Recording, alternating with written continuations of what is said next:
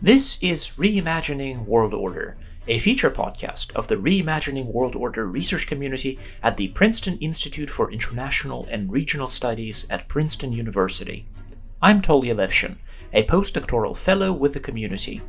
This podcast is jointly hosted by John Ikenberry, our research director, Chika Tonooka, a fellow postdoc, and me. On this podcast, we engage eminent scholars of world order in probing conversations about their intellectual journeys, research, and takes on our present discontents. Whether you're a professional student of international relations or a casual spectator of world affairs, our podcast aims to provide you with thought-provoking perspectives on world order from some of the world's leading minds. Our guest today is Daniel Deudney. Daniel is an associate professor of political science at Johns Hopkins University and author of numerous articles and award-winning books, including Bounding Power, Republican Security Theory from the Polis to the Global Village, and Dark Skies, Space Expansion and Planetary Geopolitics. He's currently working on two new books, Pax Atomica, Geopolitics, Arms Control and Limited Government, and Home Rules, Planetary Geopolitics and Terrapolitan Republicanism. Beyond academia, Daniel has also worked in various think tanks in Washington, D.C., including serving as a senior researcher at the Worldwatch Institute in the early 1980s and as a senior research fellow at the TransAtlantic Academy at the German Marshall Fund in 2010. He is one of the world's leading students of geopolitics and Republican thought. We're excited to welcome him to the podcast. And now, without further ado, let's turn it over to John. Take it away.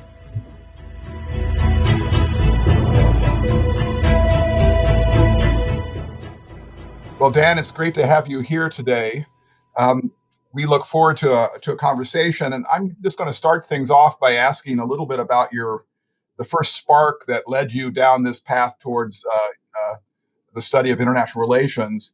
You did your graduate work at Princeton, working with two eminent figures, Richard Falk and Robert Gilpin, having come from Washington after college and working on the Hill, I believe, and then at the Worldwatch Institute on global issues. Can you tell us a little bit about the first sparks, the first intellectual, the books, the moments where you got sort of pointed in this direction, and then how that led to Falk and Gilpin as your mentors at Princeton? A great question. I'm pleased to be here. Thank you for arranging this. The origins of my interests in international relations and global issues really goes way back. I'm interested in nuclear, space, environment, and their relationship to the overall world order. I'm in many ways a Cold War baby. I remember vividly the Cuban Missile Crisis, and it was very real. I read books voraciously, science fiction, end of the world books, Alas, Babylon, On the Beach, and so forth. I was also very much oriented to the environment very early. I lived on a barrier island. I was in Boy Scouts. I was an Eagle Scout. I actually taught Nature Merit Badge. And then in high school, a very intensive senior year debating the topic of air and water pollution. And my education at Yale College, where I was a double major in political science and philosophy, was really a political theory major. I did almost no IR. I studied with Straussians, liberals, Marxists, and was very much into the full debate. And going from, I was intellectually promiscuous. I liked this argument of these people and that argument of those people. But I had, I think, an extraordinarily high quality education in that way. And I guess the books that from that period really influenced me, or at least took my attention, Marx's Paris manuscripts, Nietzsche's Birth of Tragedy, Dewey, The Public and His Problems. And throughout all of this, I wasn't simply interested in the tradition, what Hobbes said or, what happened in the Peloponnesian War, but it was always for raw material for thinking about the present and the future, which I, had the sense was very different than the past and was ominous in various ways.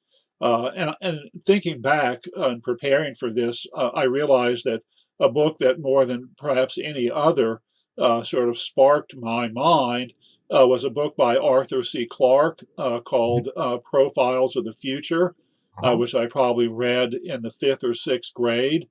And I was fortunate to later actually get to know him fairly well. Um, then later, Richard Falk's Study of Future Worlds, Yep. I read before coming to graduate school. Lovelock's Gaia, A New Look at Life on Earth was revelatory for me. Shell's Fate of the Earth. And before coming to graduate school at Princeton, I read Gilpin's War and Change, a terrific, great book. And was introduced there into IR and saw right away, my path. He talks about what he calls systemic change, where one power rises and another one declines, acknowledging the existence of system change at a more fundamental level, which he doesn't really say much about. So that would be what I would do. And then I also read during this period Man, the State, and War by Kenneth Waltz. And I have to say, I thought it was horrible, having been a student of, Rousseau and read Hobbes carefully and so forth. I thought that he really missed it. And so I had the sense of, gee, if this is the best guy and this is the best book, I have a bright future. So I came to graduate school much more advanced in age and experience than the average graduate student, certainly in my group. I had published a book on renewable energy, co-authored, Worldwatch Institute, Norton published, and written a series of papers, one about space, one about the global and the nuclear, called Whole Earth Security, a Geopolitics of Peace. And I had been looking at graduate schools for a number of years. I had actually gotten a master's degree at GW in science, technology, and public policy the 7 years I was in Washington. And I looked at Berkeley and I looked at Harvard, and Princeton seemed most appealing, in part because of Gilpin and Falk. Falk I had actually even been corresponding with, a remarkably generous guy. He even gave me comments on one of my Worldwatch papers as I was writing it. And also the group associated with Frank von Hippel, the Center for Energy and Environmental Studies, activists and analysts of the highest caliber. So it was a no-brainer for me, Princeton. And so my committee was Gilpin, Doyle, and Falk, kind of spanning the intellectual landscape of IR during that period. And one of the things that was, I think, quite remarkable about Princeton, really driven by them, is that their relationship, while they didn't agree on a great deal, their relationship was really highly collegial, and they were very open to people such as myself who cut across the lines, who were raising questions that went beyond the box. So I was greatly indebted for my graduate experience to them and Yes. to the group at the Center for Energy and Environmental Studies, now called the Science and Global Security Program. Yes. continuing activism, which I continue to do. I was fortunate in that I had been writing a lot of stuff about space before I came, and continued doing activism in that domain through that group. So Princeton was perfect. It was a fabulous experience to which I'm greatly indebted, on top of my similarly positive Yale experience. That's great. That very rich intellectual background, it culminated in a remarkably prolific and creative career for you. If I had to summarize the direction of your work in a single sentence, especially for those of our listeners who are not familiar with your scholarship, I would say this, and I have to emphasize that this is really a crude summary because you are so extraordinarily prolific. I would say you're interested in the study of geopolitics and its lessons for responsible statecraft and meaningful activism in the modern world. Geopolitics and modernity are the two foci of your scholarship, and I'd like to begin our exploration of your work by dwelling a bit on these two concepts. Let's start with geopolitics. It's, of course, a contested term. How do you define it? Well, my bumper sticker brand would be something like planetary geopolitics and republicanism. And the geopolitics, as I have explored it and unpacked it, is just one of many different geopolitics that we have on the landscape.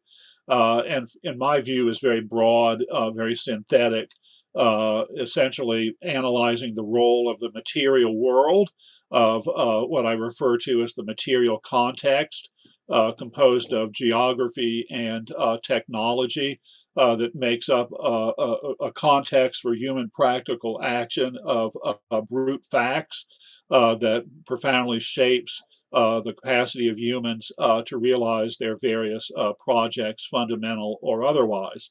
And as I have developed geopolitics, or this strand of geopolitics, what I call neoclassical geopolitics, is the idea of historical materialism. This is, of course, a term that we have in Marx to refer to his particular argument, but I think it's usefully applied much more generally. Marx is a historical production materialist, one of many, but we can also see, and I've aimed to schematize, historical security materialism and historical habitat materialism. And I should note that this type of materialism, geopolitics, always encounters the question about determinism, that it's been various points exiled from polite company because it's too deterministic, and then always brought back in, even if under different labels. And my approach here is that agency has a great deal of leeway with regard to the choice of actual actions, but it's, of course, as Marx said, it's constrained by circumstances that are material and inherited from the past.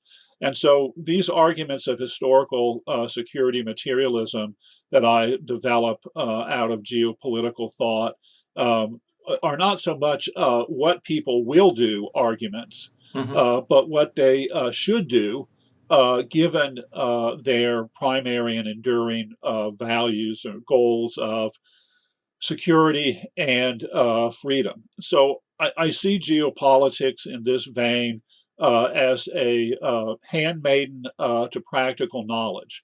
It attempts to answer the question, Lenin, a bad guy, put it though, what is to be done? And particularly as we are confronted, coming in the 20th century and beyond, with this radically new material context, the consequences of getting the right answers have risen enormously. And the theories that we have that have been dominant in IR and in social science more generally have neglected and dropped out the material. It's always there in some way or another.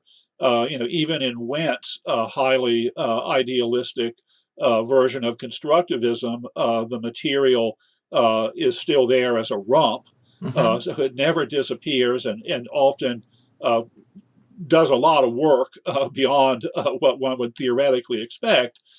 But social science in the 20th century, IR, has generally been what I call social science. That is to say that it mainly looks at the social origins, economics, politics, culture, etc., of social outcomes. And geopolitics is looking at the world as, if you would, a natural social science. What is the relationship between the natural and the material and the social, and how does it shape the social? A final point here I might mention is that I did a dissertation on global geopolitics and read deeply in all of that literature. And this notion that uh, IR was originally idealistic, and then the realists came in and sobered everybody up, is just preposterous.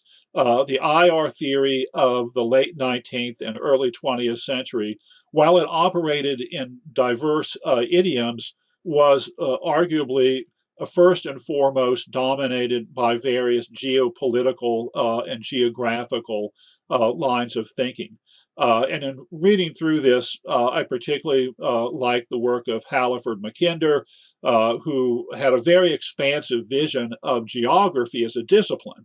He pointed out that across the 19th century, there was all this explosion of disciplines and of isms and so forth, both in the social and in the natural sciences. And his vision of geography was that it would be the place where knowledge of the material from natural science, engineering, and so forth would be brought into conversation with knowledge from the social sciences, if you would.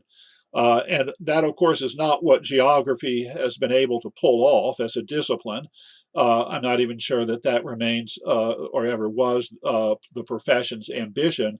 But that has been, for me, a good frame for thinking about how this way of historical materialist, in the broad sense, recasting of geopolitics can be a synthetic integration and hopefully yield practical knowledge. Mm. And what about modernity? If anything, modernity is an even more contested term than geopolitics. But there are two aspects of modernity that appear to play critical roles in your scholarship.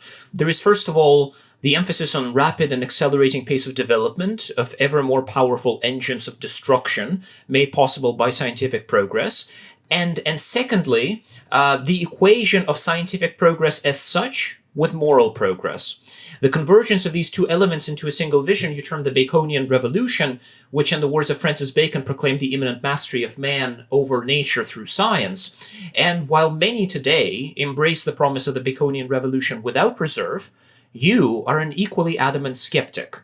In your latest book, Dark Skies, you describe yourself as a Soterian. What does that mean, and why does the promise of modernity warrant a Soterian posture? Oh, that's a great question. I think you're absolutely right about the role of modernity in my work, although my concept of modernity, obviously many different ones, is, as you say, focused on scientific technological transformation. And I view Francis Bacon as the founder of modernity. Yeah, there's a lot of different other ideologies, but this guy came up with the formula that has been so fantastically transformative. And of course, he had two different parts to his work. One was a new method, an early version of what we call the inductive scientific method, which he promised would give us reliable knowledge. Unlike previous approaches, which were mixed with metaphysics and did not pursue rigorous empirical validation, his new method would give us a knowledge of the way things really were in nature. And that led to his second key notion, a vision really, laid out beautifully, if obscurely in some ways, in his book, The New Atlantis. And this is a vision of transformation. That the human estate, which had been, one of misery to a large degree, poverty, war, disease, limited life possibilities for the vast majority of people, could and would over time be radically transformed by the products of the new science, that it would produce technologies which would elevate and fundamentally transform the human condition. I think that has happened, and that scientific technological modernity is in many ways the dominant ideology on the planet, the dominant civilization. These civilizations that Huntington and others point to, they're really cultural zones. And there's this continuity of experience and commitment all across the world, the developed world and the aspiring to develop world, centered on the employment of science-based technology to make more stuff, to make things better for people. This view has, of course, been subject to a wide variety of doubts, starting fairly early, with the Romantics. But as we cross the middle years of the 20th century, which is we'll talk about later, I see as a key juncture, we have within scientific technological modernity, at the apex of its influence, a fundamental schism, a fundamental debate. That we have a spectrum of contestation, that on one extreme we have the Promethean modernists, Promethean technophiles, as they're often called, and their agenda is to push that on the accelerator, that we've gotten this far, let's just do a lot more. At the other extreme, we have the Luddites, who are fundamentally hostile to the entire enterprise, want to dismantle and stop it. And there's a spectrum of positions in between, and the middle space is occupied by a position that I use this word soterian for. This is a nice term that was coined by the Australian political philosopher, environmental theorist, Clive Hamilton, from the Greek god of safety and preservation. And the soterian position is one that is really based on epistemological skepticism, in that we have this Baconian juggernaut, and it's generating all of these new gizmos and capabilities. And they're always double-edged swords. There's positive and negative. And the ability to predict ahead of time, as we're implementing, starting to deploy, the consequences of these technologies, of these machines and gadgets and organizations to support them, is extremely limited. There's a body of thought that emerged in the 1960s, was institutionalized briefly in a congressional organization, technology assessment, the attempt to systematically look ahead, right? The basic project of futurism. Mm-hmm. And I think that a reasonable reading of technology assessment, both the accomplished versions of it and the underlying understanding of things that inform it, is that it's extremely limited in its ability to actually see. And this is, of course, amplified by the fact that many of these capabilities, the most important ones by definition, really, are radically novel in their character. They're marked by enormous amount of complexity.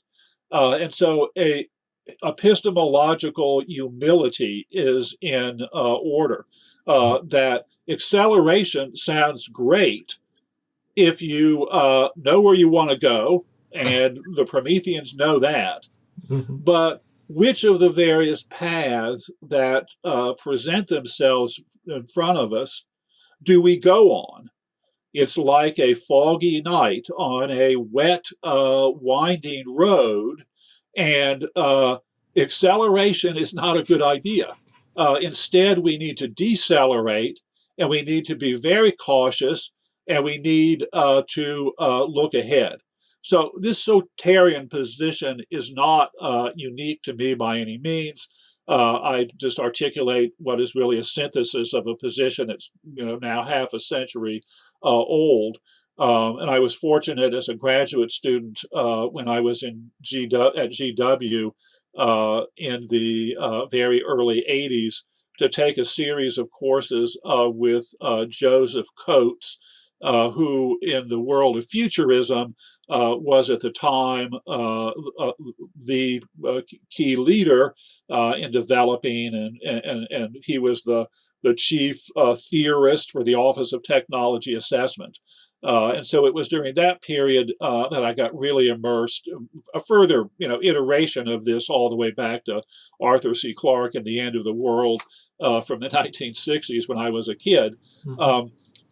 So this is something that people in IR pay no attention to whatsoever, and they're running around, oh, well, we're going to have quantum computing. What does that mean? And the answer is we've got to do technology assessment.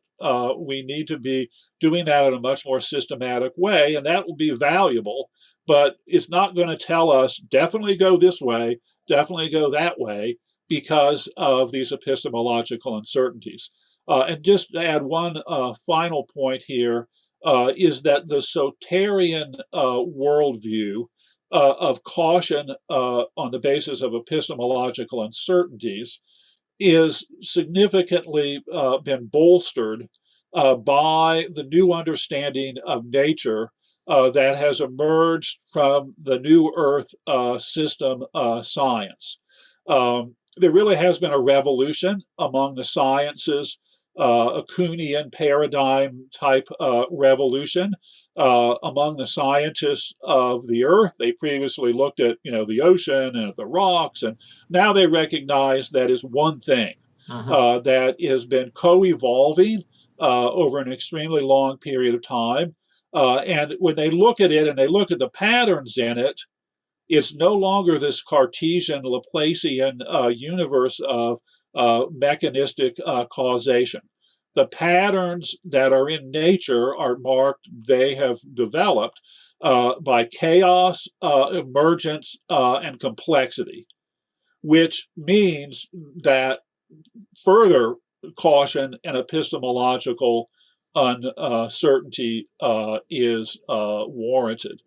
And look, you said at the beginning, forgive me for adding this point here, another part of your question was about moral progress, that there was going to be great material progress and great moral progress. Yes. Well, this has been, of course, at the center of the Enlightenment project.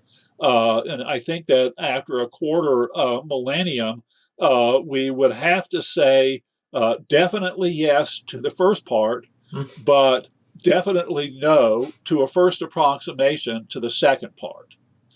And when one looks at these various schemes of the Prometheans, of the sort of Baconians on steroids, full speed ahead, damn the torpedoes, they have a notion that human capacity to regulate all these gizmos in ways that don't blow us all up is going to be improving.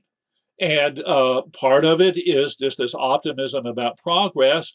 Part of it is a kind of faith that there'll be some sort of political transformation where we'll have technocracy and all the smart guys about the gizmos will be in charge. We see no movement towards that, and we have many reasons to doubt that they would have any better idea to do it than anybody else.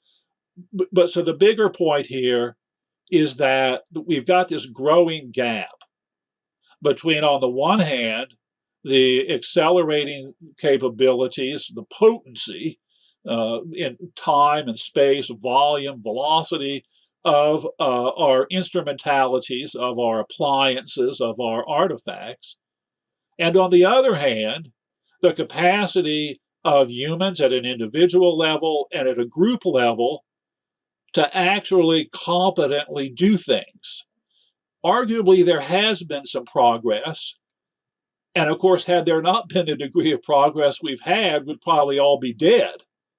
But one has to be skeptical, barring some sort of genetic engineering transformation of humanity, about the ability of humans and their organizations to step up, to close that gap between the rapidly rising capacities on the one hand and the primitively slow and subject to regression, moral in the broad sense, progress on the other hand.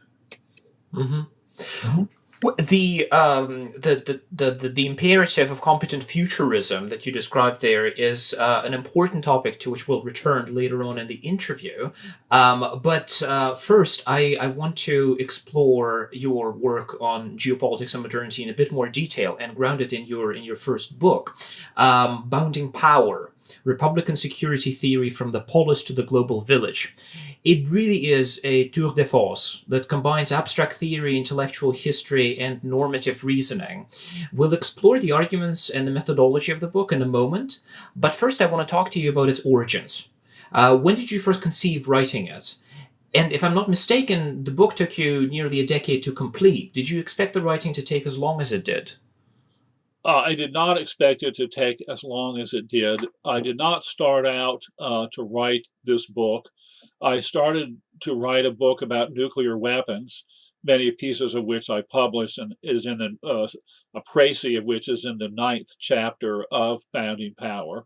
But I was trying to do some system theory with regard to the nuclear revolution, and so I started doing prologues, and then became prolegomena, and then it became, a chapter, and then it became a part where I was just in terms of where I was finding things and how the argument was developing, that it was a reconstruction of a line of argument that went all the way back to the ancients and went through all these other major bodies of literature. And it was longer than I expected, wasn't what I had anticipated doing, but it wasn't very exciting because I kept finding new stuff that fit. It was like a jigsaw puzzle, and I kept coming up with, finding these pieces and how they fit. And many of these pieces were totally ignored, by IR theory. I mean, who reads Mackinder really on his theory of the League of Nations? Who pays attention to these people in the 18th century that call Europe as a whole as a republic? Who in IR pays any attention to the content of the Federalist Papers, except insofar as it relates to foreign policy?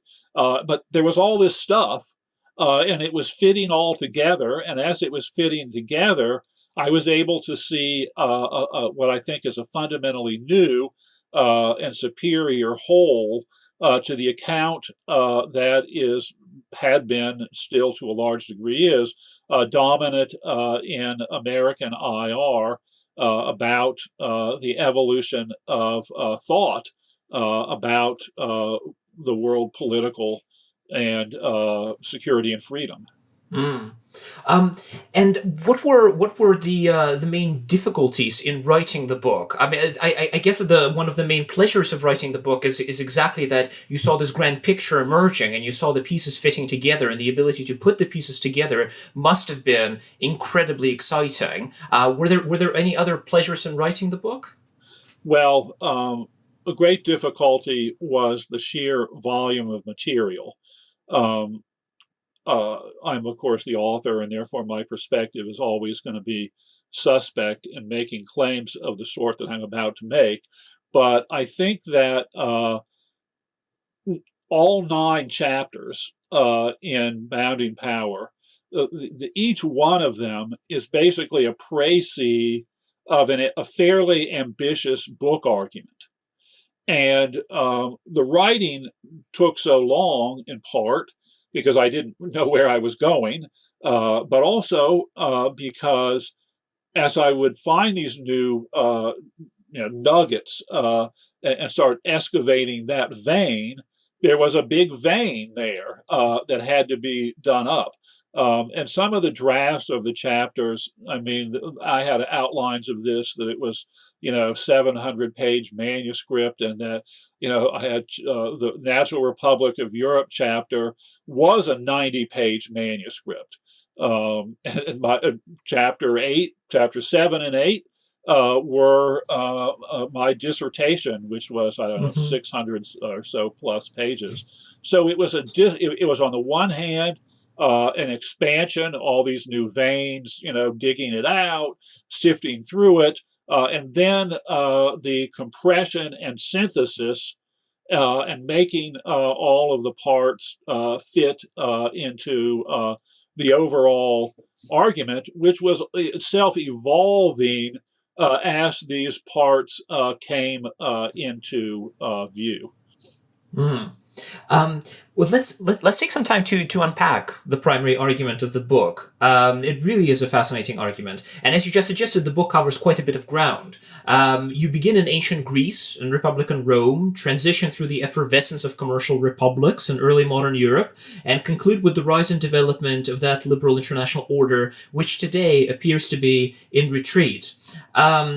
It's a book of an almost Toynbean sweep, and through this historical exposition, you retrace disparate Republican, liberal, and realist arguments about the institutional prerequisites for domestic freedom and international security.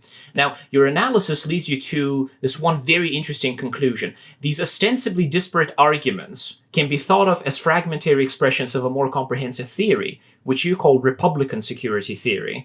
I wonder if you could briefly summarize Republican security theory for us, or to make the question just a little bit more precise, could you speak to the value added of going beyond those fragmentary Republican, liberal, realist arguments about freedom and security, which any knowledgeable student of history, philosophy, and politics should be familiar with, and making that extra effort to recover the fullness of Republican security theory? That's a great question. My answer will be a little longer here. The main idea in Bounding Power is captured in the double entendre of the title. Bounding power, that as power bounds in the sense of leaps and grows, it is necessary for purposes of security and freedom to have bounds in the sense of limits and restraints on power. And so essentially what I'm doing is reading earlier thought as engaged in that enterprise. The powers that need to be restrained are related and change with material contextual evolutions and alterations. And so this is a deconstruction, a fundamental challenge to the realist received narrative of themselves as this tradition going back to hallowed antiquity. Realism and liberalism those words were actually coined in the 19th century. And so what they've done, the realists have taken the name tags, realist, and gone and stuck it on all these people that do have arguments that are similar to the ones that realists now articulate. But when one goes back and peels off that label and actually looks at what they and other people that they and others ignore, what one sees is that there were many idioms, but that the dominant idiom of thought about large-scale politics as it related to security and freedom in the West was formulated in the idioms of republicanism. And the legacy of republicanism is everywhere in the mainstream IR theories of realism and liberalism. They are essentially, to a first approximation, fragments of Republican security theory. And so for realists, this is the idea of anarchy and the balance of power and various forms of society, of states, or mutual recognition, diplomacy, things of that sort. For the liberals, it's democratic peace, commercial peace, and various ideas of unions. All six of these ideas were formulated before the words realism and liberalism were formulated, and they were typically formulated in the idioms of republicanism. Take balance of power, for example. The standard account that keeps getting repeated is that this is an idea which came into thinking about the international from commerce, where there were these little scales, and you put a weight on one side and you put a weight on the other side, and you balanced it. It is true that that was a metaphor that was employed, but the idea of balance of power is central to the political theory of the Roman Republic. It's in Machiavelli, it's in Montesquieu, and the key move was in the 18th century when the Europeans were coming to the realization that their political order was not the Roman Empire in decay or restoration, but was something else that had a persistent character to it. They referred to Europe as a whole as a republic. And what they meant by that is that it was constituted by restraints, and that it was plural, and that the whole menu of restraints that had been conceptualized in theory and practice at the unit level basically walked across this metaphorical bridge, and people started conceptualizing the general European-wide political order in these terms. So that's an example, you see, of how the tradition looks so radically different. But Republican security theory is more than just these six pieces. What is really, I think, a key takeaway point here is that when you look at Republican security theory, as well as these key figures who are the most obviously the precursors to realism, such as Hobbes, what one sees is that the most important variable never got adequately labeled and theorized. And this is what I call violence interdependence. I argue that this is the master variable in Western thought about security and political order from the beginning. And this is the capacity of actors to damage one another. And there's a scale from very little to none to intense, where the actors can readily destroy one another. The intense violence interdependence. And what I do in Dark Skies is I go through and read, Thucydides, the Caesarean Civil War, and general Greek thought about the Polis. It's an argument about violence interdependence being intense at that spatial scale. Then we come to the early modern period, and we have the same argument, cast in idioms of state of nature, that you got to exit the state of nature because it's nasty, brutish, and most importantly, short. You're permanently vulnerable to lethal violence, and therefore security requires an exit from anarchy.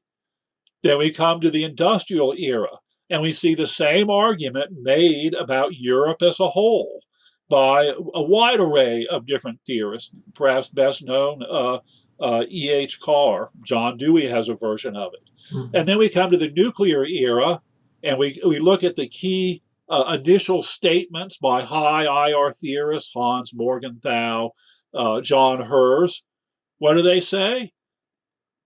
Anarchy. Anarchy ain't what it used to be. We now have the capacity to obliterate continental size units, and therefore we have to do the same thing we did in the past, which is exit anarchy in some fashion. So the real axis of Western thought is about what I refer to as these two problematiques. The first being the anarchy interdependence problematique, right? Different scales at which, different spatial scales at which violence capacity is intense necessitates government. Doesn't say that government will occur, but it necessitates government. Will either be insecure or we'll have government. And the second key axis of Western thought, when you put it all together in this new way, this really the old way, is what I call the hierarchy restraint problematique. And this is a recognition of the fact that hierarchy has been and has been recognized by Republicans as being, from the very beginning, also a threat to security and freedom. So the security problem has these multiple faces. Anarchy, yes, both inside and outside are perils. Hierarchy, outside as empire, peril, but inside as various forms of tyranny, despotism, totalitarianism. And one should always remind that in the 20th century, these horrific wars that occurred, the greatest of which was the Second World War, 60 million people were killed. The despots of totalitarian regimes, Adolf Hitler, Joseph Stalin, and Mao Zedong, killed more people than that with internal despotism. And of course, this despotic potential, widely talked about in the early 20th century, is getting greater because of the new techniques of organization and information. And arguably, as we speak today, they are becoming potentially more capable because of these new information and surveillance technologies. So these two axes, the anarchy interdependence problematique and the hierarchy restraint problematique. All of the arguments that are in realism and liberalism that are compatible are here, and violence interdependence is brought back in and uses the master variable. Mm-hmm. And so this gives us an understanding of the tradition, which actually has had change in the material as a central part of what it's been doing, which is what we now need, because we are, of course, confronted with these cascades of ever-increasing interdependence, not just with regard to violence, but many other different ways as well. And so the objective, and we'll talk more about this later, the objective is a usable past for the project of dealing with technology and the global governance needs in the present and future. So it's a past that is foundational, I believe, to the best theory that we might be able to come up with, or at least that I can come up with regard to the future. I've been going on a long time here. Let me make two sort of additional sort of appendix points. One is that interdependence is widely talked about. Liberals talk about interdependence with regard to economics, increasingly ecology, information. But they don't talk about violence interdependence. Realists, on the other hand, are always talking about violence, but they're talking about violence within balance of power distributional frames of reference. Yes. And so they don't talk about violence interdependence as a core concept, despite the fact that it's changes in violence interdependence which are really, the drivers of many of the practical problems that we are dealing with. So I think as a sort of research agenda point here is we as a field, IR, the borders are unclear. It's internally very fractious. All these multiple schools that don't talk to each other. And my thought is that a revisiting of interdependence in its manifold manifestations might be a path towards creating a new center. My second point of an appendix kind of nature here is this idea, this term that I use, negarchy, a combination of Greek and Latin. Former graduate student never stops reminding me of that fact. I don't know that that's really a flaw. It's been done a lot. But anyway, negarchy. And this is my term for what I propose should be IR's third structural ordering principle. And in system structural IR theory, we, of course, have anarchy and then a hierarchy, dyadic, and then we can get sophisticated and have a spectrum from anarchy to hierarchy. And we basically view the international order as islands of hierarchy in a sea of anarchy.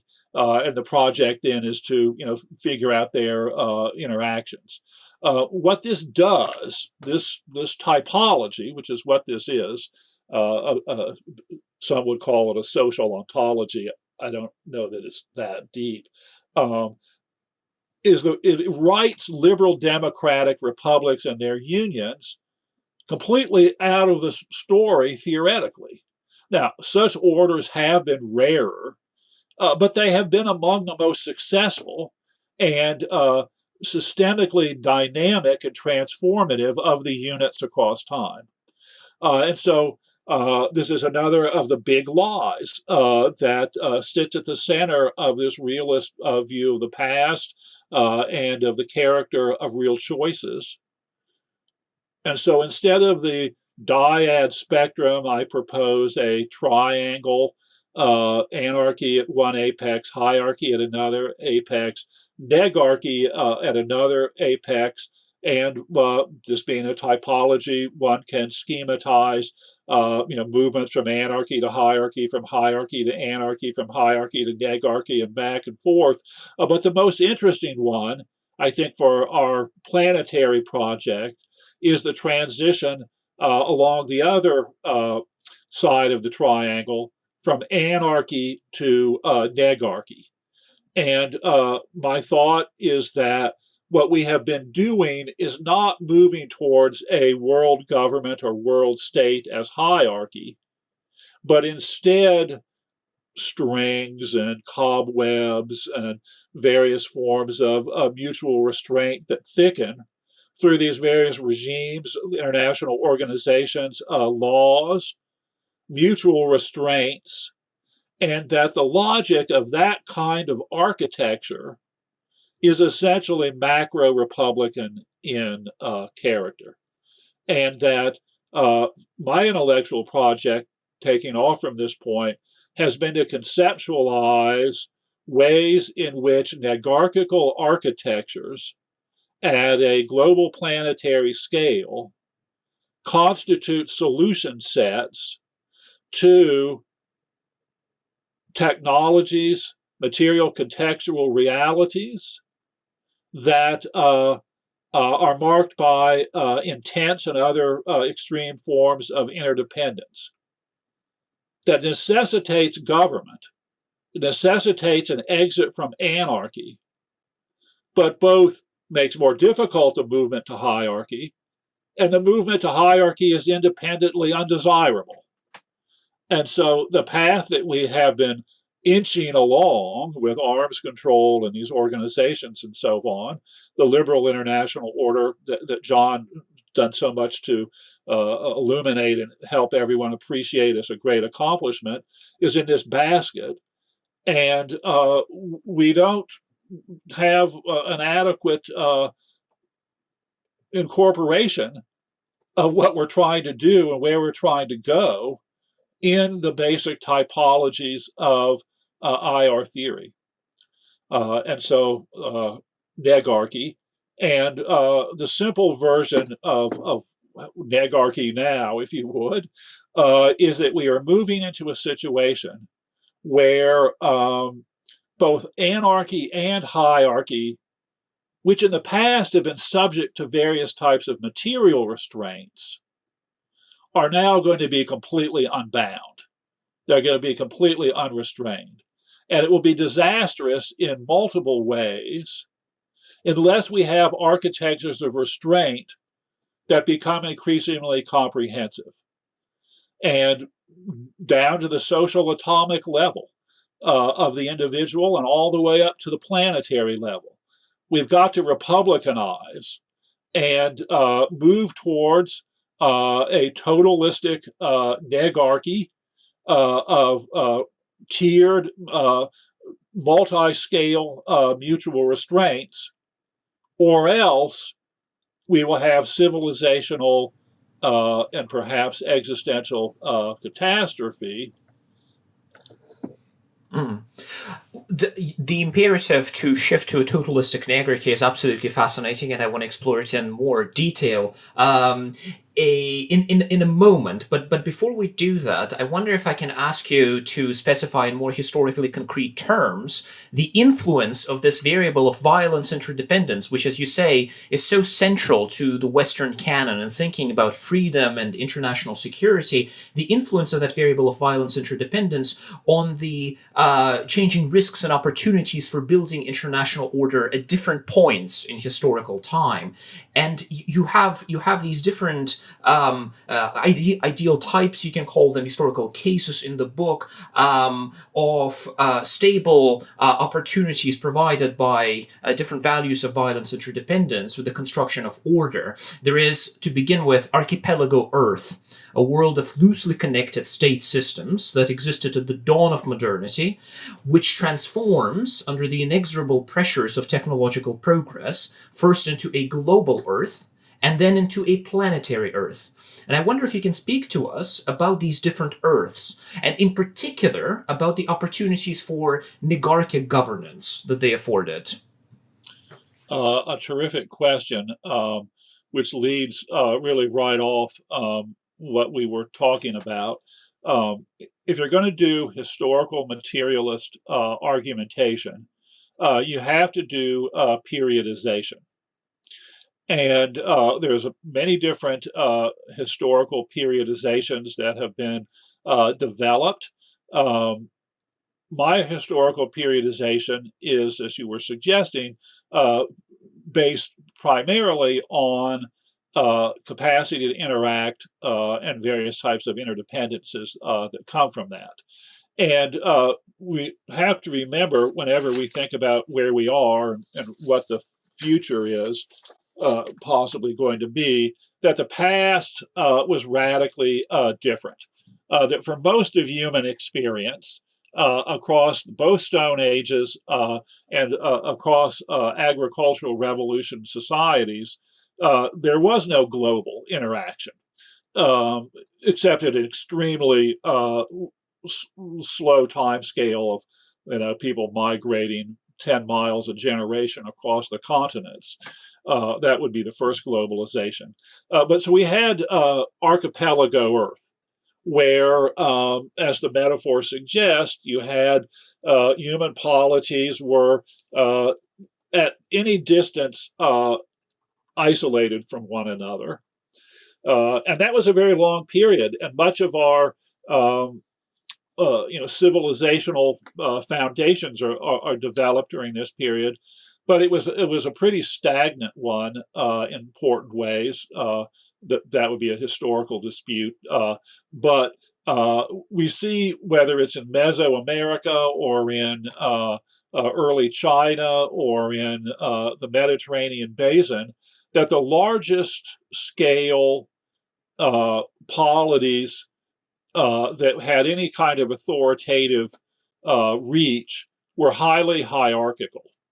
And this was a period when humans were generally subject to predation. The vast majority of humanity in agricultural revolution societies were subordinated serfs, slaves, bonded laborers of various sort, and civilization, that the buildings, the art, etc. That was an elite enterprise. So it was a period of great oppression and chronic insecurity. And during that period, we do begin to get the Republican form. And when you go back and look, and this is a big research frontier, I think, the early societies that were small in scope were highly unstratified. Domination was absent. Yes, there were traditions, and yes, there were differentiations, but not very many. And when we get the scale up, we have the oppression problem. And so that, in a sense, sets the stage for how are the people going to get government to be accountable to them. And this becomes the Republican project, and it's difficult. It doesn't succeed most places. I mean, prior to the American founding, the consensus among thinkers about republicanism and political liberty was that it was confined to small spaces, and that thus dependent upon geographical topographical fragmentation, which was often rare. So the majority of humans were doomed to this, people thought. And that raises the sort of, if you would, the second face of this, which is the scaling up to the nation state, then the continental scale. So republicanism has been a series of responsive innovations to this hierarchical default political order that was enabled by the new material context of the agricultural revolution. And so then, by general agreement, we have a second period, a pivotal moment, a juncture at around 1500, when the word global starts being used. And global here is just the recognition of the fact that our habitat at the scale of this planet is globular in character. Mm-hmm. And that if you start off in one direction and go long enough, you'll come back from where you started from, that there was this finitude to it. And this is, of course, the standard view where you get this, the knitting together of, if you would, the islands in archipelago Earth. This also was for the vast majority of people in the vast majority of polities a rolling disaster of slavery and subordination and defeat. And that period of global Earth, people would say, oh, we're still in global Earth. I think it's really vital that we recognize that global Earth has these two phases, 1500 to the Industrial Revolution, and then the Industrial Revolution intensifies it, late 19th century.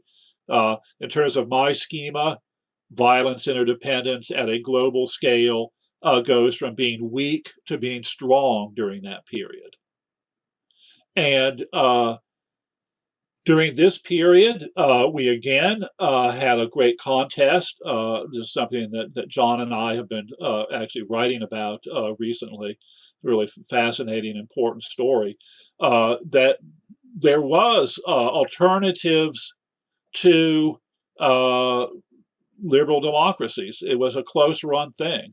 And that it had not been for the scale-up of the Republican form in the American States Union and its successful occupancy of most of North America, that liberal democracy might well have been wiped out in the 20th century. So we have, the same great contest between the hierarchy default, that some will get a marginal of power and they'll just cascade that into almost complete dominance, and those who would make government serve the interests of the people. And it might well have turned out differently, but the most important thing about this period is that it's over. That we come to the middle years of the 20th century, and we are at a juncture that is in many ways even greater than the Industrial Revolution in important ways, and is as significant as the Agricultural Revolution. This is to say that between the years of the middle 1940s and middle 1950s, we had this burst of new technological gadgets and frontiers. Nuclear weapons, long-range rockets and missiles and satellites, 2. 3, electronic digital computers first went online during this period. This was also when DNA was mapped, the basic code of life, which has been increasingly subject to alteration.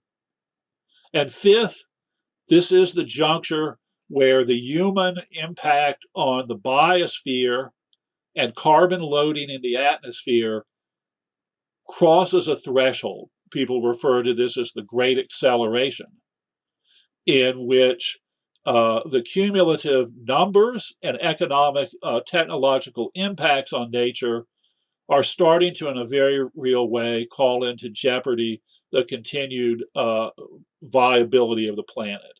So those 5 new technologies are, for someone who thinks about the world in historical materialist and violence, interdependence, and power restraint ways, got to be marked as a fundamental juncture.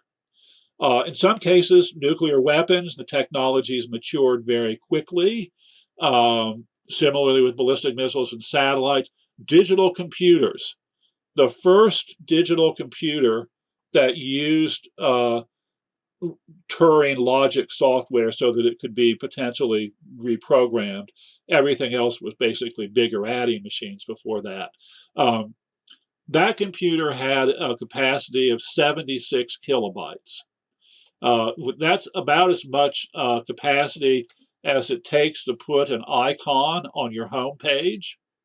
And as we all know, and our lives are permeated by these realities, there has been an explosion of digital computing and related technologies, all based on solid-state physics from the early 20th century, essentially mining that set of scientific discoveries.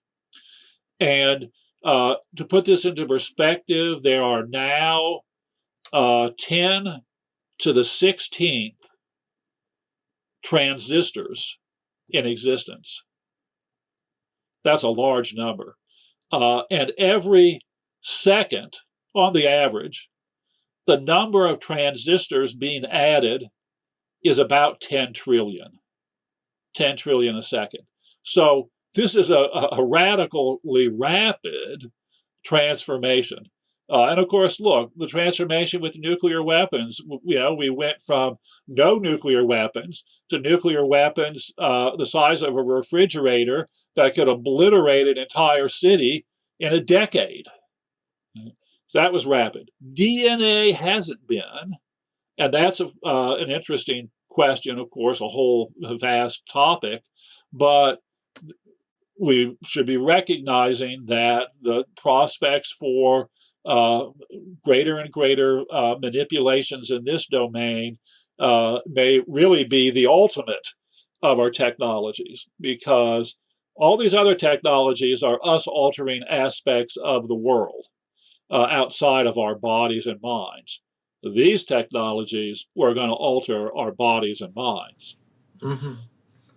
So I wonder if I can ask you about how these changes in violence interdependence, these tremendous changes in violence interdependence that have taken us from that image of a largely kind of static, localized archipelago Earth to a planetary Earth of unprecedented technological possibilities and unprecedentedly dense interactions, how those changes might be bringing us potentially to a situation where certain forms of negarchic governance that we've just explored might be warranted, but might nonetheless not be practically feasible. So in bounding power, there's a clear sense, for example, that particular institutional proposals can, at particular world historical junctures, be suboptimal for achieving freedom and security. And I wonder if you could generalize that argument for us.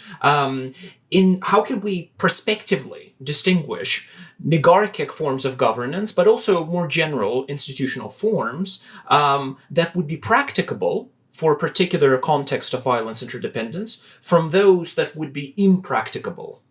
Can we do that? Well, that's the task for practical system structural materialist theory in a historical materialist vein. And, that is the sort of social scientific part of this overall project.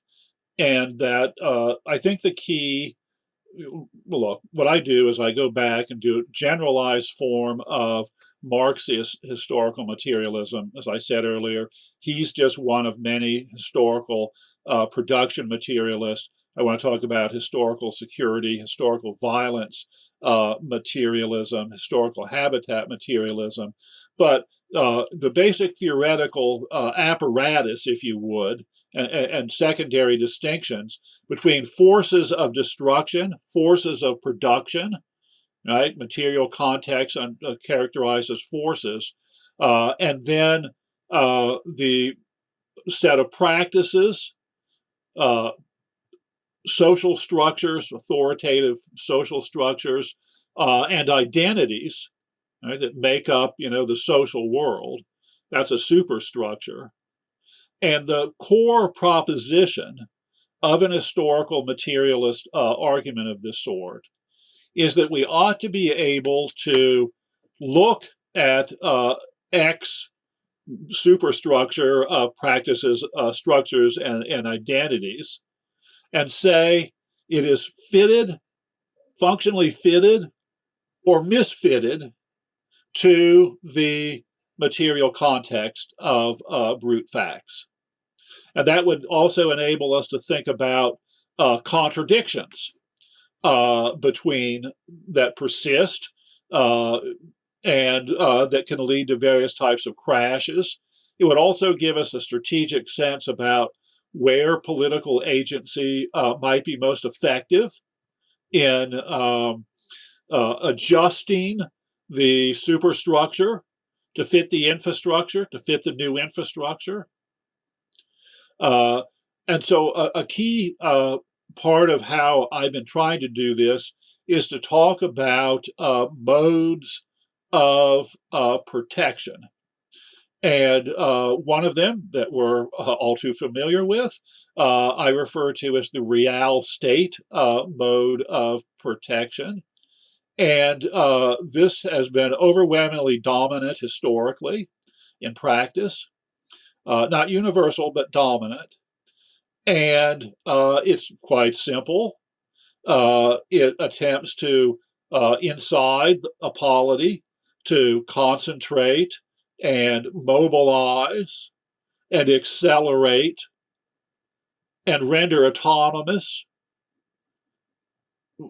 violence capacity and the authorities over violence capacity, all for purposes of employment in the outside, in outside anarchy against other polities. Real state mode of protection. And I would then say that there's potentially an infinity of different modes of protection, but again, building on our historical patterns, there is a Republican federal mode of protection, which has as its primary objective non-employment of violence capacity. And instead of concentrating, it wants to separate. Instead of accelerating, it wants to slow down. Instead of rendering autonomous, it wants to render accountable. And if you do real state practices enough, you'll produce a state, a hierarchical state. If you do Republican federal practices enough, you'll generate a republic or a Republican Union. And my argument would look like this in terms of the functionality. Okay, we got rival 1, real state, and we got rival 2, Republican federal. We got material context, and we're going to make a proposition about the viability of these different modes and their attendant structures on the basis of the material context, which we have to schematize and typologize, starting with violence interdependence. Second would be distribution. Distribution doesn't go away, it still matters. And then there would be ancillary schematizations. But the core proposition would be that in the past, the material context was poor and it was slow. It was a violence-poor material context. And in that context, you had outside agents that were perpetually lethal. Employment was necessary. And to employ, you had to concentrate, mobilize, render autonomous, and so forth. It was functional during those periods. And a polity that was operating by the other template wasn't so much so, unless it had various advantages. But we've now moved into an environment that is rich and fast, hyperabundant violence capacity. And so we want to do the opposites of what we've done in the past. Another mode, another set of practices, Republican and federal in character, now are security functional.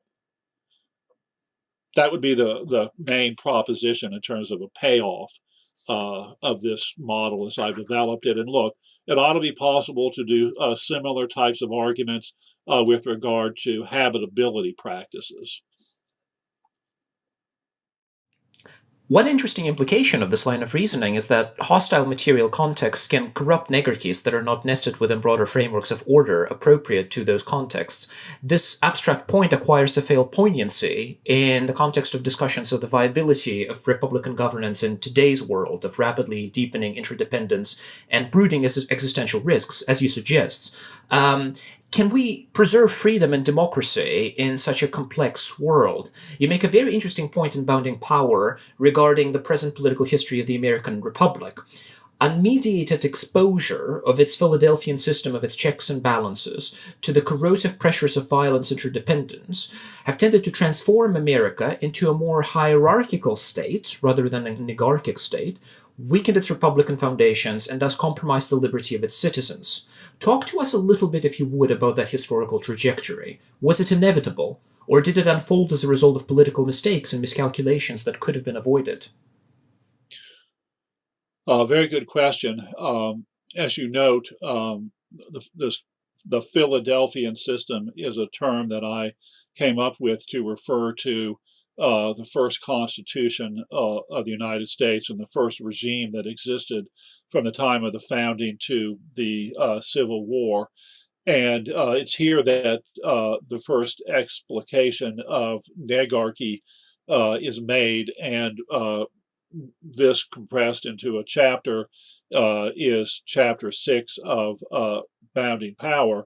And within the Bounding Power narrative, the American founding is a crucial moment because there is this innovation with regard to practice and structure and ideas that permits the expansion of the Republican form to a continental scale. So it's a very important breakthrough tremendously significant, as I think we talked earlier, in the trajectory of the 20th century. Where would the world be without the United States Mm-hmm. across the 20th century? And you raised then the question about a breakdown, and certainly the Civil War is a breakdown, but the Civil War is also kind of a second founding. And why did it break down? Well, the overwhelmingly most important reason was because of a flaw with which it was born, that being slavery. The slavery of Africans brought coercively and maintained coercively to the New World was, from the standpoint of the principles underlying the regime and animating the new democratic experiment, it was radically antithetical. And it was, of course, recognized with varying degrees of clarity from the very beginning that such was the case. The peculiar institution of slavery was the negation of the founding autonomy of the individual that the regime was ultimately dedicated to sustaining. And so it was born half a republic and half an anti-republic, and the Civil War was a decisive, in many ways, resolution of that. And the post-war order is clearly different in terms of the capacities of the central government, but I wouldn't so much say that it is hierarchical, somewhat so, yes, Mm-hmm. but at the same time that these capacities at the federal level, the national level, have been assembled, there has been a parallel uh, mutation with regard to structures and practices of accountability. The regime is much more democratic than it was, much more directly democratic, obviously not fully so even today. Mm-hmm. And the administrative state that started to get constructed in the progressive era as the Industrial Revolution started creating all these problems, was another moment in which we had innovations with regard to accountability that we kind of take for granted and don't appreciate them for what they are.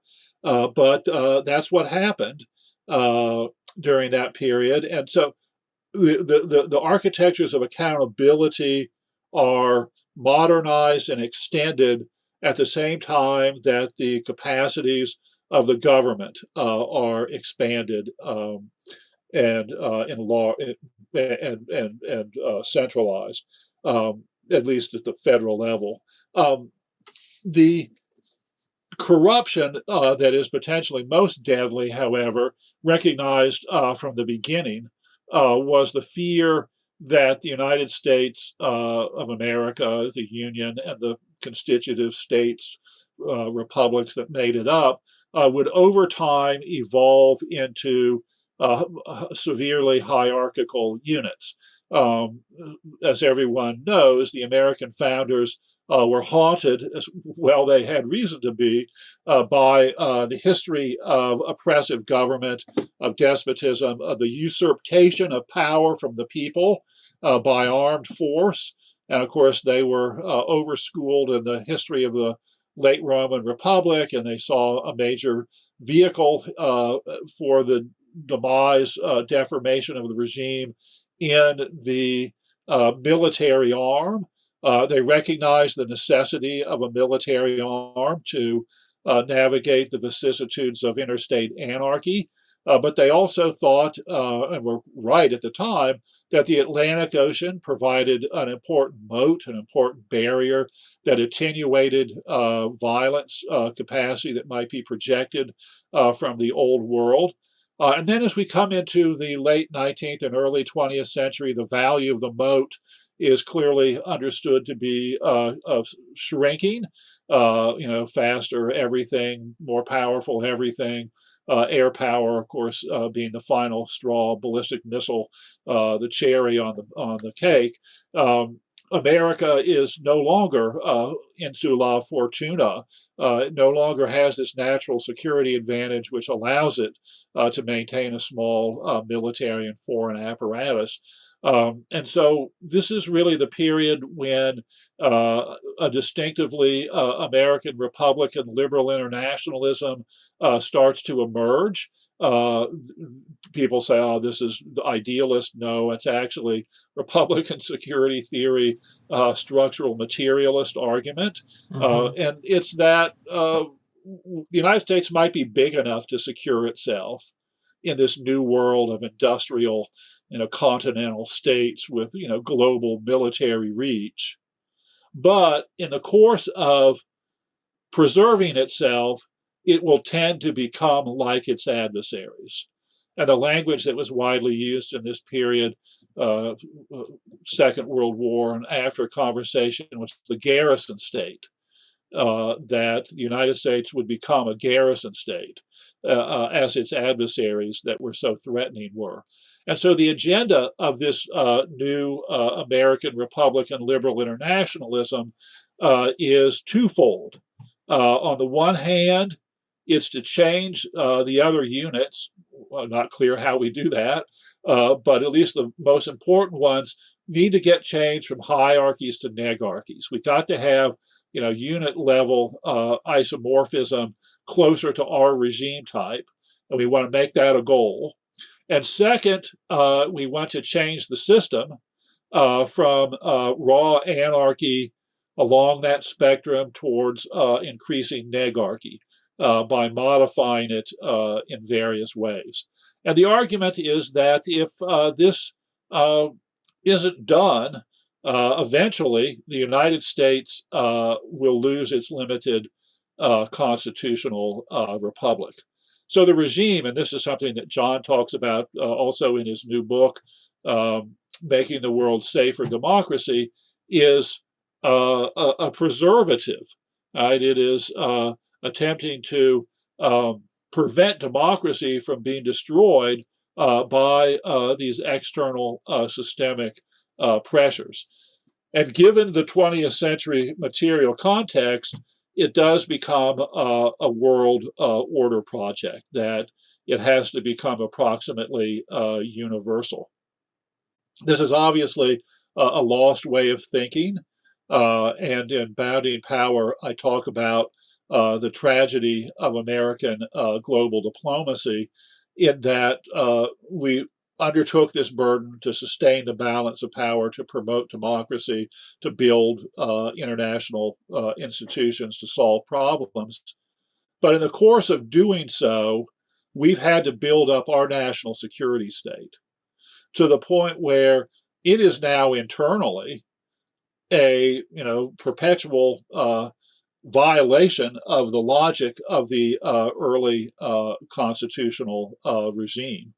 And that this is something that obviously some people have talked about in various ways, some of them Republican, some of them not, but is something that seems to have a kind of juggernaut character to it. State apparatuses reproduce themselves. Anarchy still is filled with perils.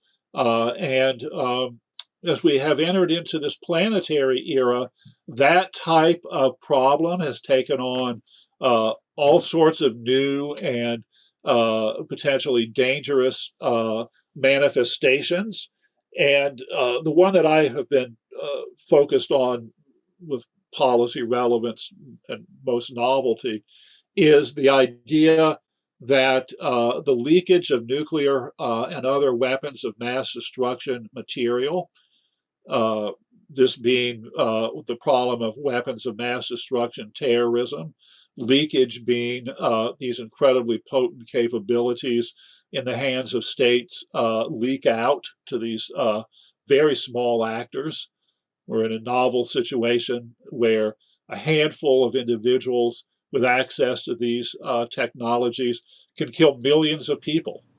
There's been a radical shift in the ratio of killers to killed, and creating a security regulation problem that no government has ever faced.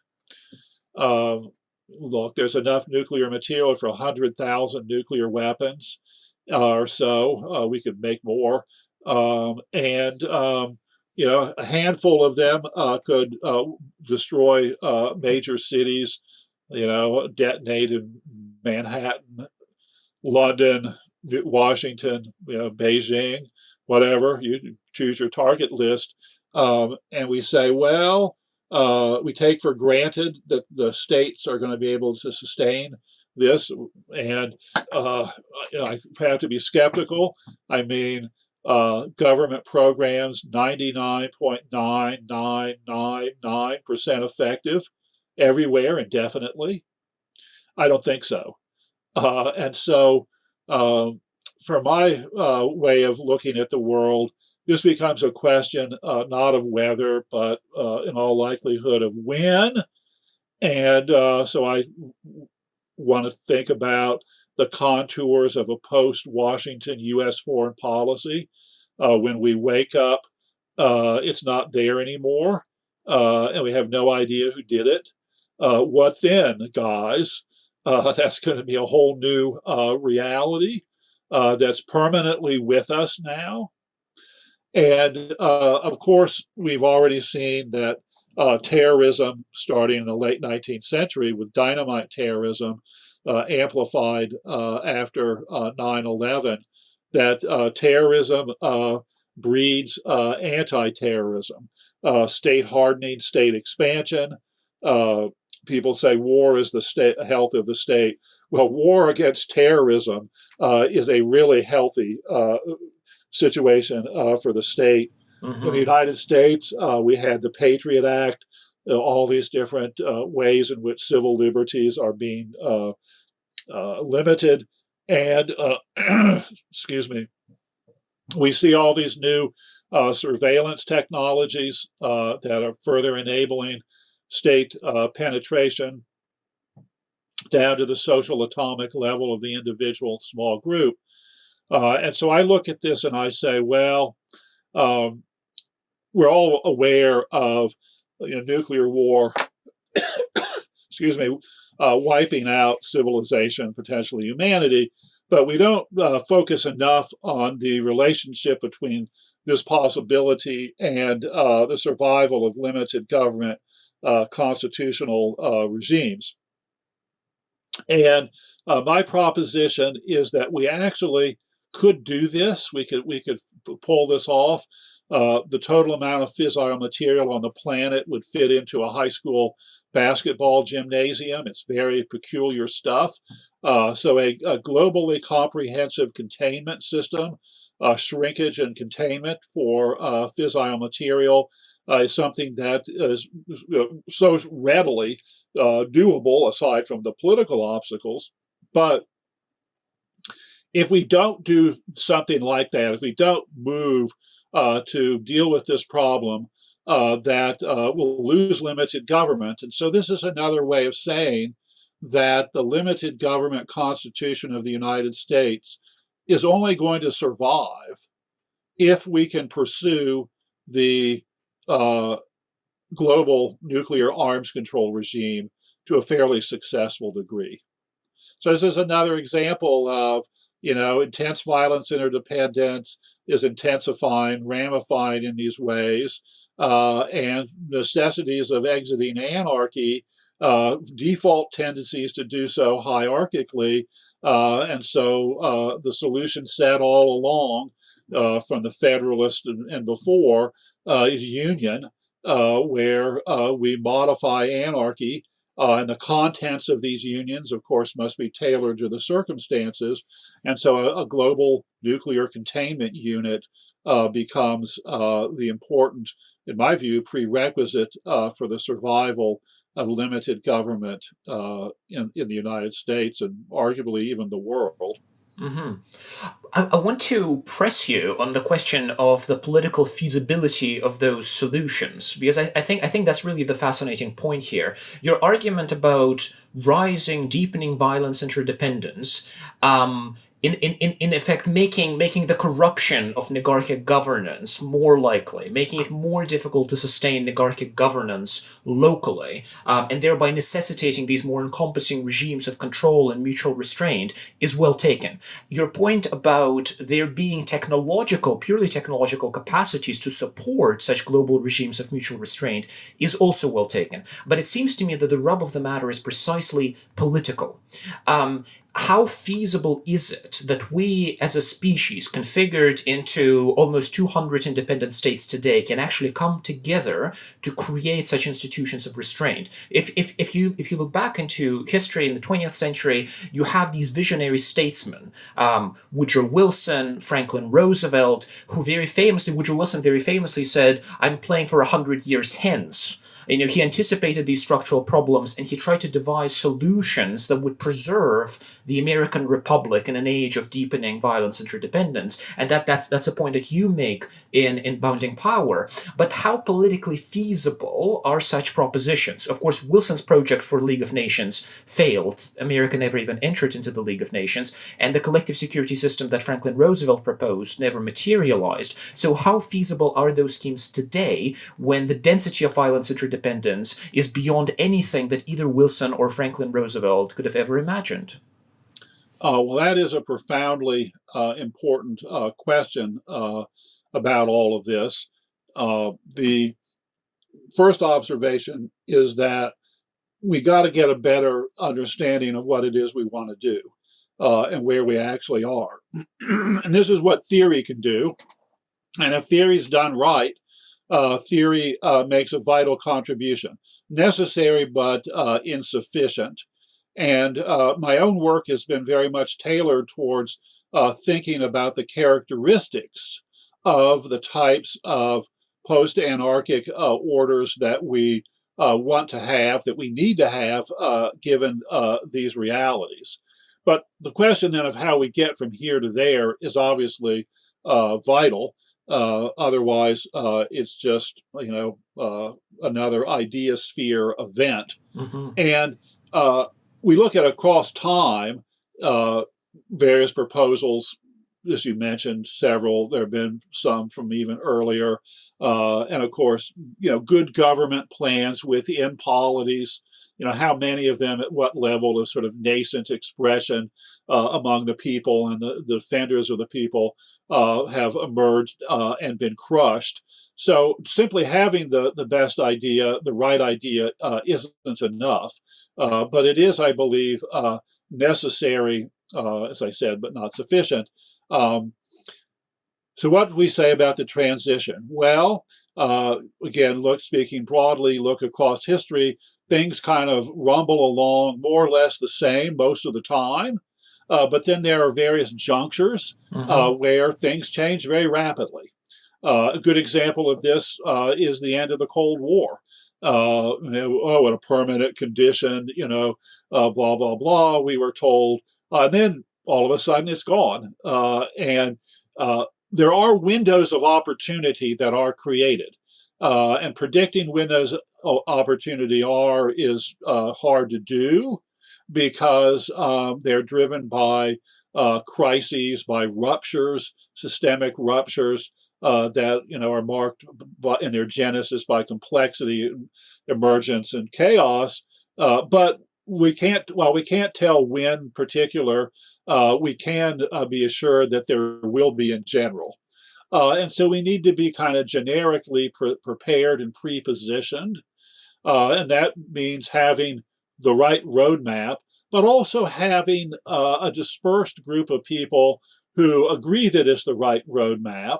And to the degree that they can and do parts of it, in their own, domains, in limited ways, then you have something that in extremity can be built upon, can be rapidly expanded.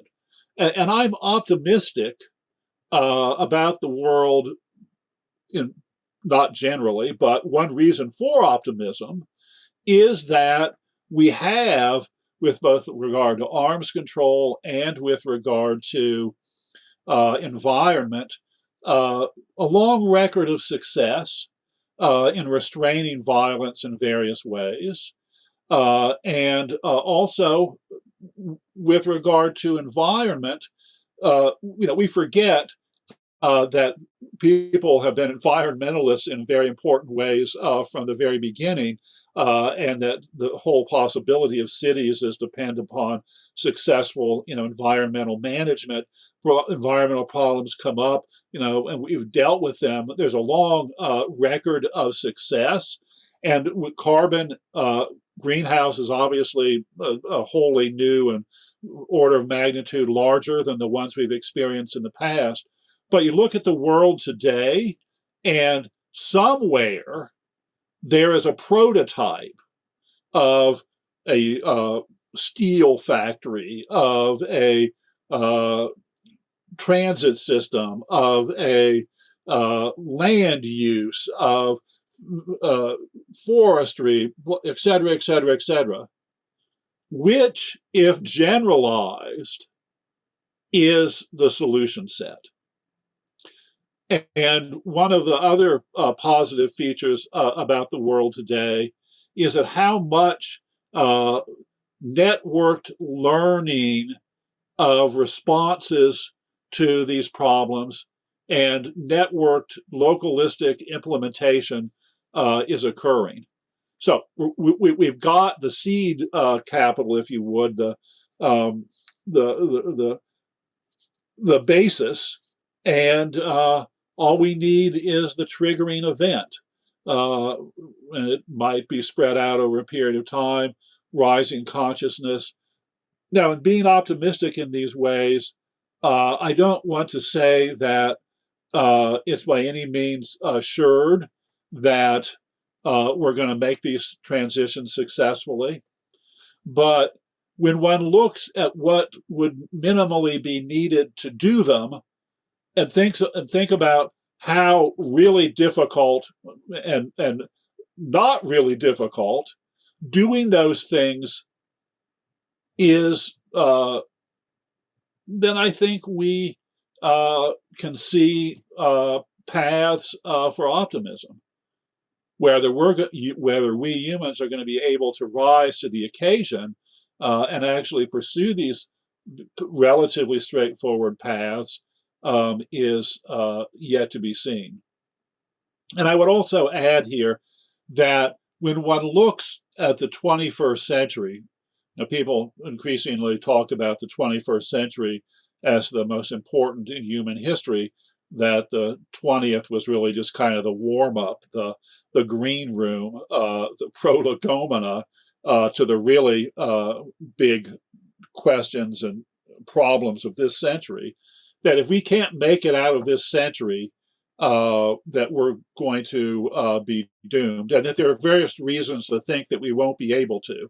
And part of the reason for pessimism is this Promethean ideology and this attitude towards technology that, more is better, and, damn the torpedoes full speed ahead.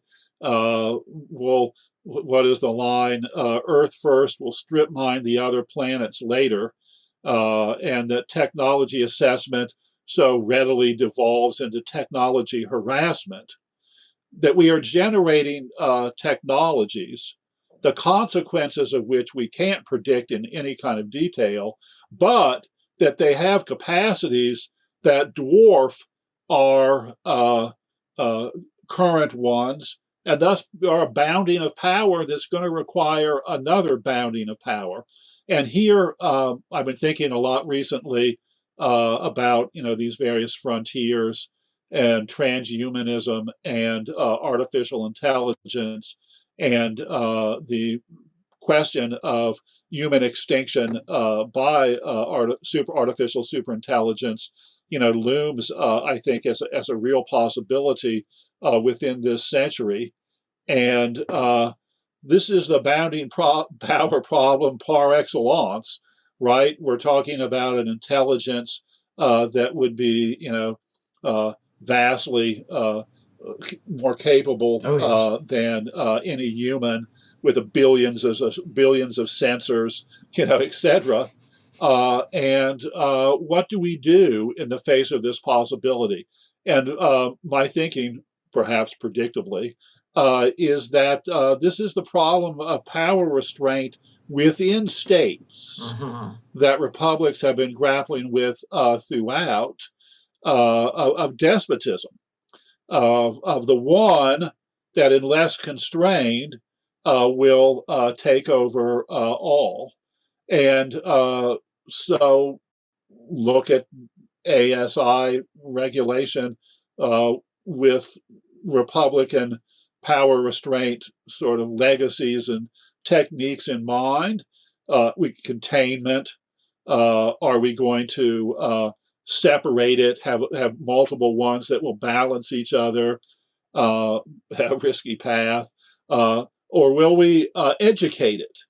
And this is, of course, for the advocates of the AI future, the hopeful scenario is that they'll be able to generate a sort of core software that such an entity, despite its ability to reprogram itself and being vastly more knowledgeable and strategic, etc., than humans, won't be able to change.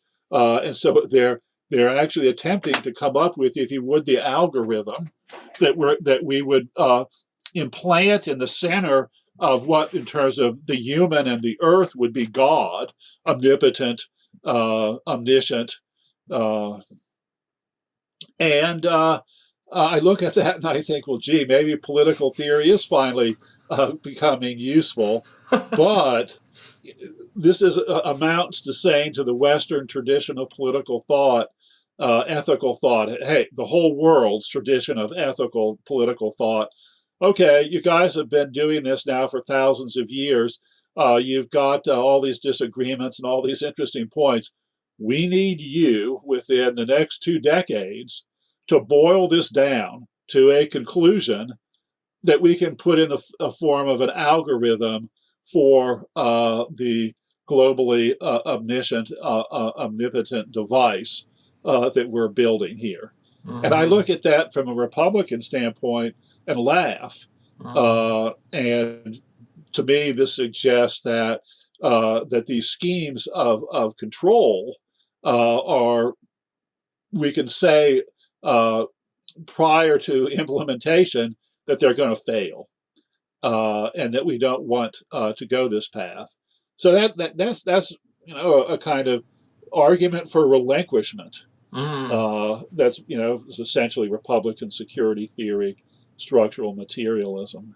Yes, well, and the image that you provided there, and perhaps it's you've partially articulated it. I'm completing it for you. Although, please do correct me. I don't want to put words in your mouth if this is not quite it. But it seems to me almost that what you're saying is that these different philosophical attitudes, and Prometheans and Soterians and so forth, toward the technological opportunities that modernity now offers us, as against the political modes of control that we have, really all depend on the balance of our expectations about when we can expect a point of transition to occur, a kind of a criticality juncture that will allow us to walk in modalities of restraint that will allow us to negotiate these dangerous technologies, as against a point of extinction. An extinction event that might precede that point of criticality transition that would unlock technologies of control. And what I hear you saying now is that history offers us no guarantees, and it might well happen that a point of extinction arrives well before a criticality juncture that will unlock possibilities for political control, meaningful political control. That's extremely well put, and you're absolutely right. The time frames for the manifestation of these catastrophic and existential risks is likely to vary enormously, and to do so unpredictably. Mm-hmm. Look, we could have had a nuclear war, the Cuban Missile Crisis, the most dangerous moment in human history. Mm-hmm. Was very close, as many people have argued, to going over the brink, and that would certainly have been a major civilizational contraction. Whether it would have been existential is really hard to say, but look, we're playing Russian roulette here, and the longer we go on, the more chambers there are going to be filled with bullets, and it is urgent that we act on the basis of threats that have never existed before. And, that's a tall order for people in a lot of ways, because people, act on the basis of experience, on lessons. And what we can hope for is that the manifestations of these problems will, as you nicely put it, be subcritical enough to really get our attention, Yes. but not enough to push us over the brink in terms of being able to respond or being able to recover. Well, let's hope that will be the case for everyone's sake. In the meantime, I want to step back from the particulars of the argument in Bounding Power and ask you about the intellectual inspirations for this general argument about institutions and international orders being functionally fit for the realization of core values and interests in particular material contexts. It is an argument that is so strongly reminiscent of John Dewey's argument in his seminal treatise, The Public and Its Problems. And Dewey is very often a felt presence in your work, and sometimes he's an explicit interlocutor. And as you mentioned before, you discovered Dewey's Public and Its Problems in the course of your education. And I wonder if I can ask you to speak about the relevance of Dewey's argument for us today in this context of unprecedentedly dense material interdependence, in particular in the context of your idea of a totalistic negarchy. So if we take Dewey's analysis, which was originally composed for the conditions of what you call an emergent global Earth, and we adapt it to international relations in the age of planetary Earth, we seem to arrive at the conjecture that a planetary intergenerational public is today already in existence, though it is bereft of political institutions that can articulate and defend its core interests. Now, would that be a fair application of Dewey's argument? And what is the connection here with the imperative for a totalistic negarchy? Your characterization of Dewey applied to the contemporary is precisely the argument that I lay out.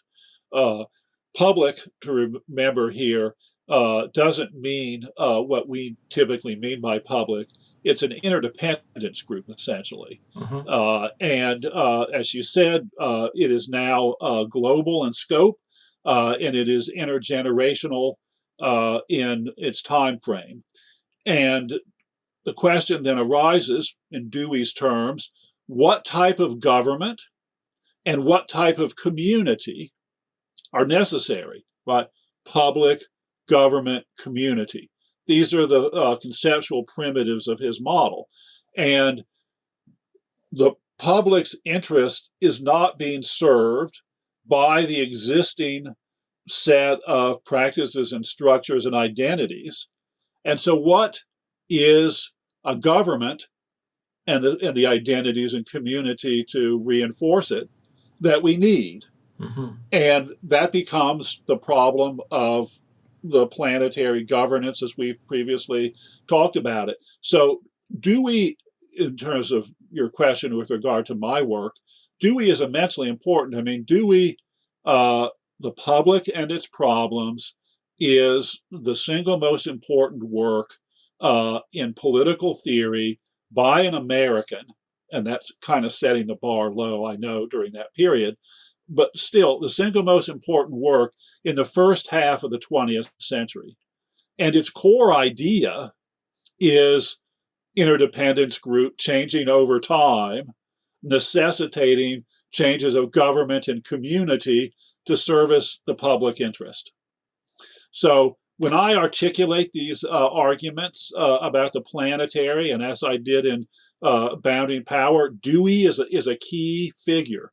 You see, you put Dewey back in, and Republican geopolitics, material interacting with the structural in this way, isn't ancillary. it sits at the core. It's at the center of the most important book in American political thought. So I very much consider myself, in the continuation of this tradition. That I'm doing their arguments as they were doing earlier arguments in hopefully better ways and hopefully adaptive to our circumstances. But so with regard to now, the intergenerational would be crucial here. And the argument would be that the future, they vote no on nuclear war and environmental destruction. And so a constitutional regime that represented the minimal interests of the generations of future victims is a carbon transitioned, low zero nuclear world. I think that one can deductively generate a intergenerational interest that would be manifest uniquely, and that would be a question to further explore, but manifest in a Republican constitution, because it's a government of mutual restraint. It's a government of restraint that provides guardrails, barriers, limits the agency employment of capability, and we've just got to get that architecture right. And I do think that, again, not cosmopolitanism, but terrapolitanism. Mm-hmm. Dan, I'd like to ask you now about the methodology behind your analysis in Bounding Power.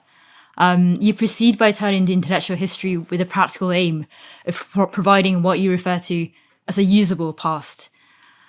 How does revisiting intellectual texts from previous historical eras help you come up with new theories and solutions for our current world political challenges? A great question. Look, my method is to look at it and sort of see what I say what I see.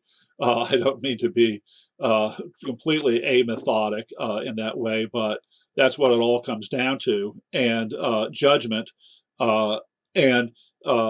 Look, we have the realists who are walking around saying, "Do this, don't do that," and you say, "Well, that sounds like it might blow up the world," and they say, "Well, realism is hallowed from time out of mind.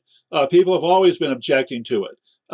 We got go back and read Thucydides. After 100 years or so, come back and we'll see." Right? And I want to sort of alter the intellectual balance of presumption.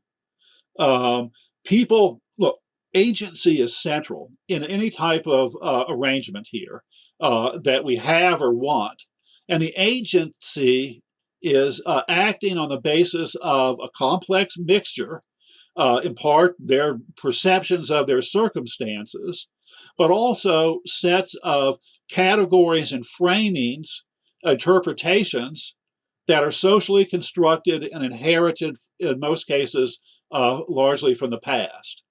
And we basically have got a map, back to this, we're on a highway at night and it's raining and it's foggy, and do we turn here, do we turn there?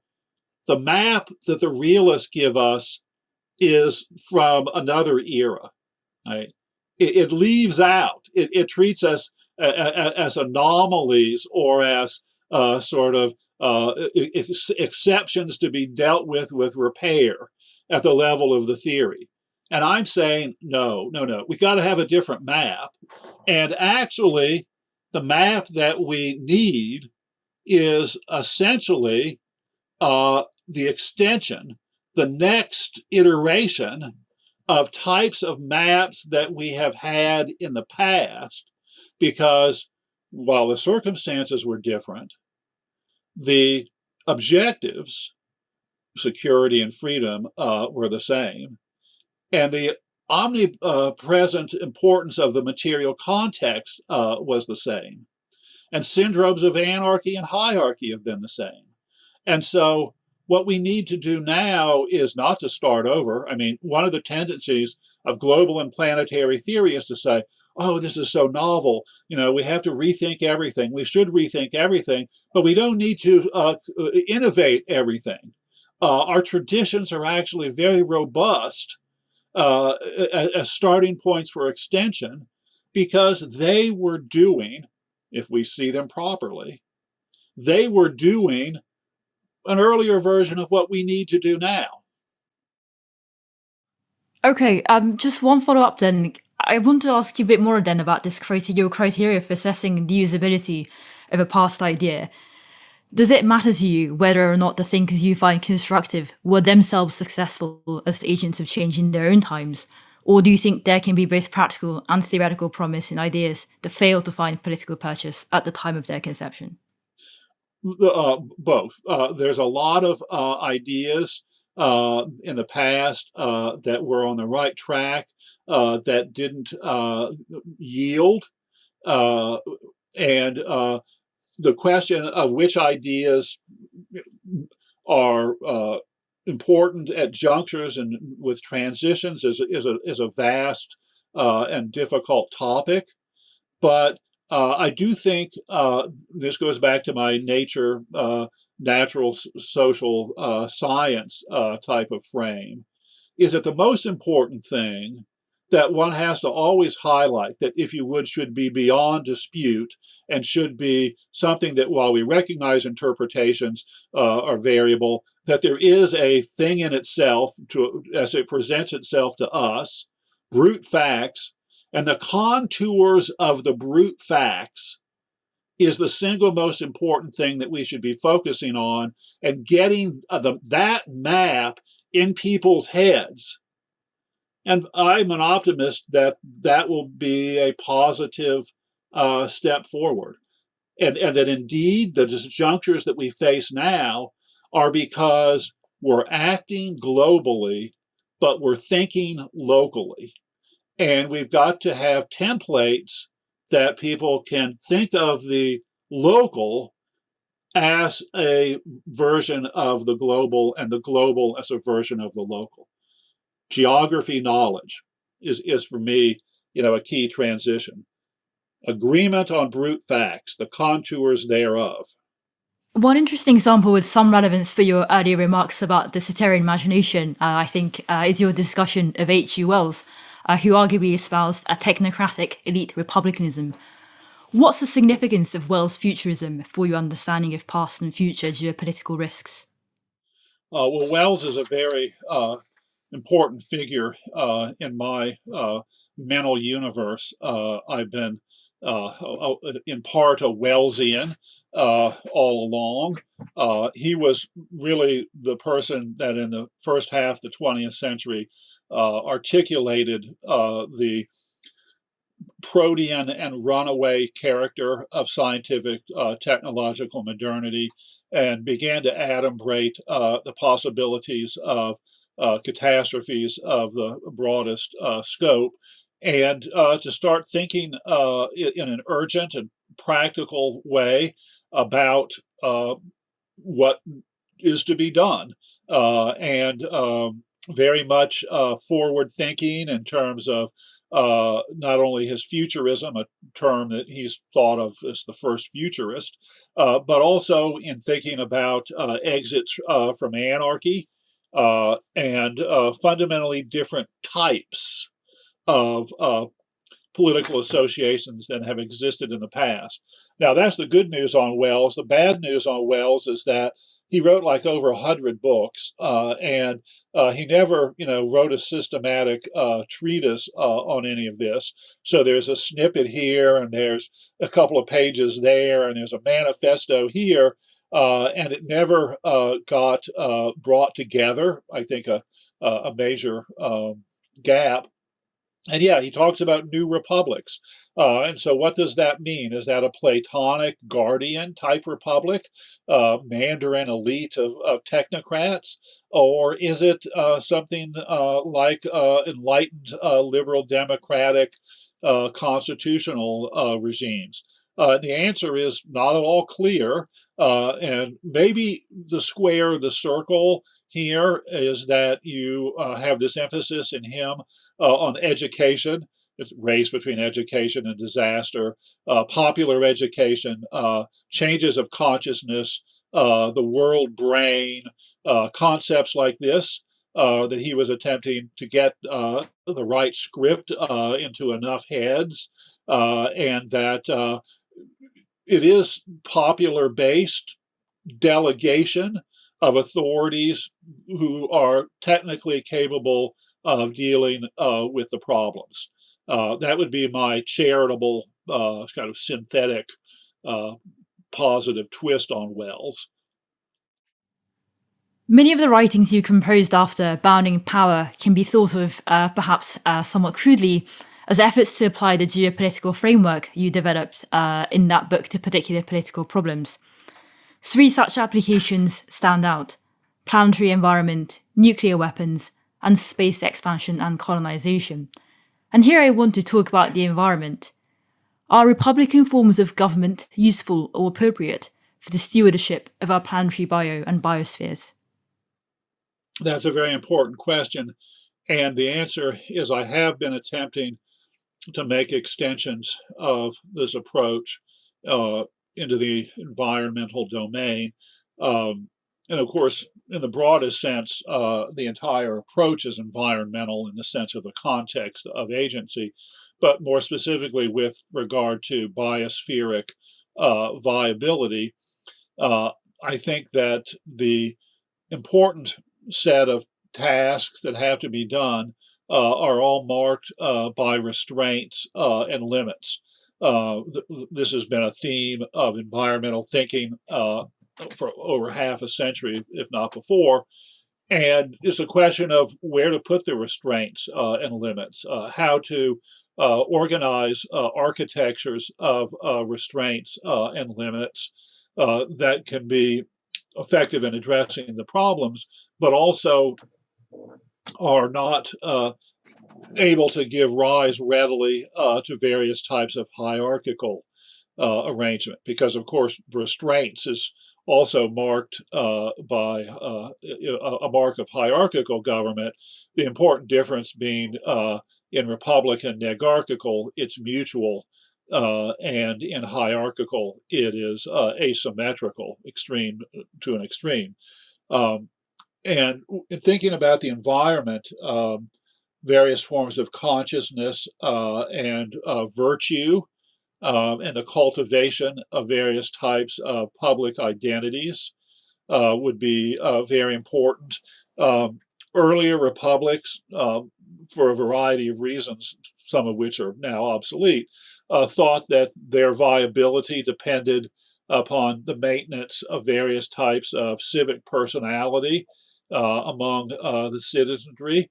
And so they did not have a laissez-faire liberal approach to the socialization and education of the young and to of ideas, but were very keen that the spirit of the regime, to use a sort of Montesquieuian formulation, would be recorded and replicated in the souls of the individual citizens, and that this is something that would be done through a series of traditionalistic rituals, ceremonies, rites of passage, and various forms of youth education and techniques of self-disciplining. And when I look at the environment, I think this is really the path, or at least part of the path. I don't think that we can have a solely technical fix solution to these issues, and so I'm very interested in and encouraged by the vernacular. I like this language of earth nationalism, earth spirituality, connections to other forms of life, responsibilities to future generations, all of which are seeable as part of an emergent green civilization. And there would be a richness to this. There is a sterility and atomization of modern liberal democratic societies, and then the harnessing of desires by powerful techniques of psychological manipulation, i.e., advertising, etc., means that modern life remains as an existentially experienced reality impoverished in very important ways. And I think that the return and it would be a return if one looks in the broader span, much more earth, place, life centered cosmologies of the popular consciousness, and a thick ceremonial and ritualistic collective life. I like Earth nationalism. One of the features here is the conversation between this emergent set of worldviews, cosmologies, etc., and cosmopolitanism, which has been long developed. And my thinking here is that it's not cosmopolitan. It is rather terrapolitan, that it is Terra, the earth, that now becomes the sovereign, the source of value, the center of consciousness and practice. And this is invariably going to displace the nation state, not abolish it, it'll dilute it and green it. It'll be a federal green earth, but will be permeated throughout with green. And in some ways, the greatest apparent obstacles to this aren't in forms of capitalism, although that's important, but in various types of religions. And here too, I'm provisionally optimistic in that looking across the broader spectrum of time, that religions are remarkably plastic and that they evolve and have great potential to reorient themselves to the earth. People say, oh, this is New Age. But actually, no, it's not. It's Old Age. It's the oldest age religious sensibility, which was very earth and place-centered. And what we really need to do is to go back to a very modernized version of that. Let's turn now to Dark Skies. From a purely theoretical standpoint, it is a less original book than Bounding Power, but in its empirical reach and policy implications, it is equally a tour de force. The book surveys three quite different approaches to space exploration and colonization, which you call the von Braun, Tsiolkovsky, and Clark-Sagan programs, and it examines the political implications of their disagreements and agreements for the continued viability of Republican governance in the space age. It is, in my personal view, one of the most original books of the last decade. What prompted you to write it? And were the research and writing processes for Dark Skies easier or more challenging than for Bounding Power? Well, to start from the end, I've been interested in space ever since I was a kid. I wrote on space extensively during the early 1980s. I was a space arms control and cooperation activist for maybe 10 years, really in the forefront in some of the debates. And so it's always been a very important interest. And I was very unsatisfied with the contemporary approaches, which I had been thoroughly socialized in. And I had a conversation, one of several, late night in Vienna in the summer of 1982 with Arthur C. Clarke. And he was articulating a vision of successive human improvement as human expanded into space. And I kept asking him, well, what if humans don't improve? Would we still want to do it? And of course, he was convinced that they would get better. But I was, for the first time, crystallized in why this might not be a good idea. And no, it didn't take nearly as long as Bounding Power, but it is a large topic. And the book is an attempt to do an assessment of the net impact of space to date, which no one has done, curiously enough. Pros and cons, pluses and minuses, a ledger sheet approach. And then second, to look at this larger set of plans and proposals, scenarios that is held by the international space movement. They call themselves the Space Cadets. Elon Musk, Stephen Hawking, Jeff Bezos will give us catechism right out of this space expansionist worldview. And I wanted to bring to bear the types of arguments in geopolitics, Republican security theory, to think about whether their scenarios might be joined by very different scenarios that have much more darker implications.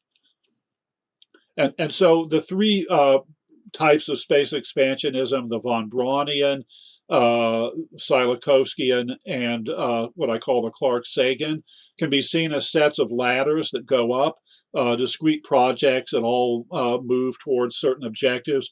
The von Braunians, quite simple. It's the real statist again. Weaponize anything you can for purposes of interstate gain. And I argue that over the course of the space age, there's been what I call the first great debate in space between this perspective and the what I call the Clarke-Sagan view, underappreciated but certainly widely present. And it's essentially the antithesis of the von Braunian program, to restrain weaponization and to use space to build bridges between different peoples on the Earth to moderate interstate anarchy. And then the third group, the Tsiolkovskians, it's the oldest, it's by far the most expansive.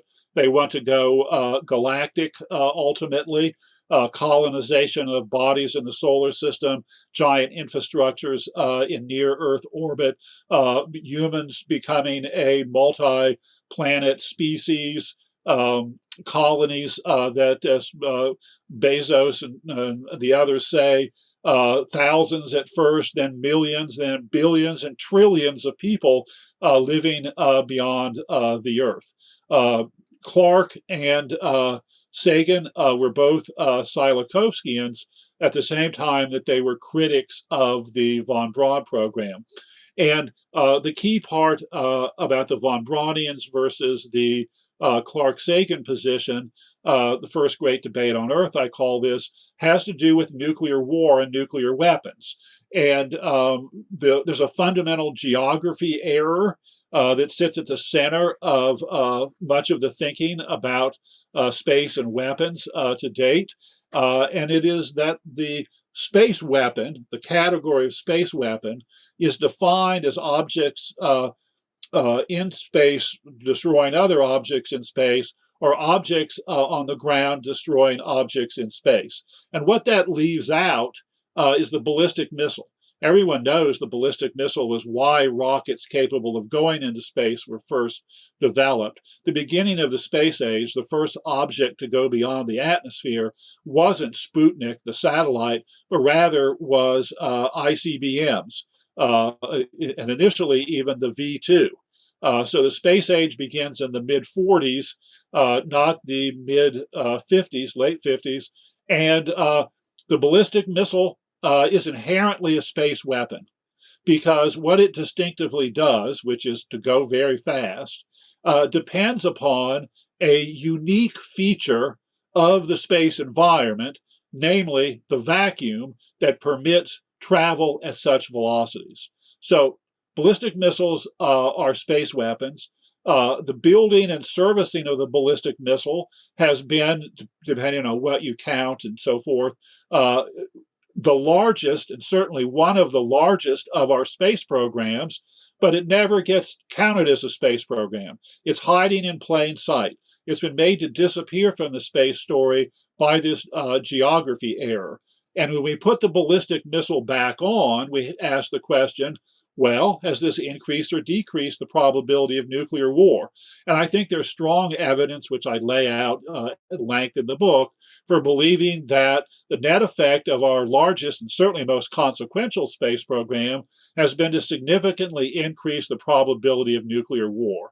After all, it was the Cuban Missile Crisis, and these weapons have been at the center of superpower competition since they were first deployed in the 1950s. Now, an ironic implication of this view is that the space people, who are prone to hyperbole to cosmic degrees, actually have underestimated the effects of space to date because they have written out of the story the largest effect. And of course, in part, they've done that because it's a negative effect. Excuse me. So that's the first debate. The argument on the second debate is quite clear. I use the geopolitical model to generate a scenario. I look at a solar archipelago, if you would, in which the agenda of making humanity a multi-planetary species has been realized. And I conclude that it almost surely will be, at the system level, an anarchy. These polities will become independent. Over time, they will become extremely different because of circumstances, eventually because of evolution, and perhaps because of genetic engineering to make them wildly different than humans. So the units are going to become much more different. Balance of power is going to be constantly fluctuating. There'll be an ever-expanding frontier where we typically see violent conflicts. Lots of potential for resource conflicts there. And when we look at the space environment, Earth orbital space, there's a fundamental geographic fact that doesn't get properly registered, which is how inherently violent this geophysical domain is. And that's because there's all these asteroidal bodies whizzing around. Tens of thousands of them, hundreds of thousands of them, if you start going into the ones that are merely the size of a football field, all whizzing around at extremely high velocities, multiple times as fast as a speeding bullet, multiple times faster than ballistic missiles. And when these objects collide, which they naturally do, they release enormous quantities of energy. And once humans have colonized and started developing physical infrastructures in space, the advocates tell us the asteroids are going to play a crucial role. They're going to be altering the orbits of these bodies routinely. They're going to be altering them in various ways to make them more compact and spherical and so forth.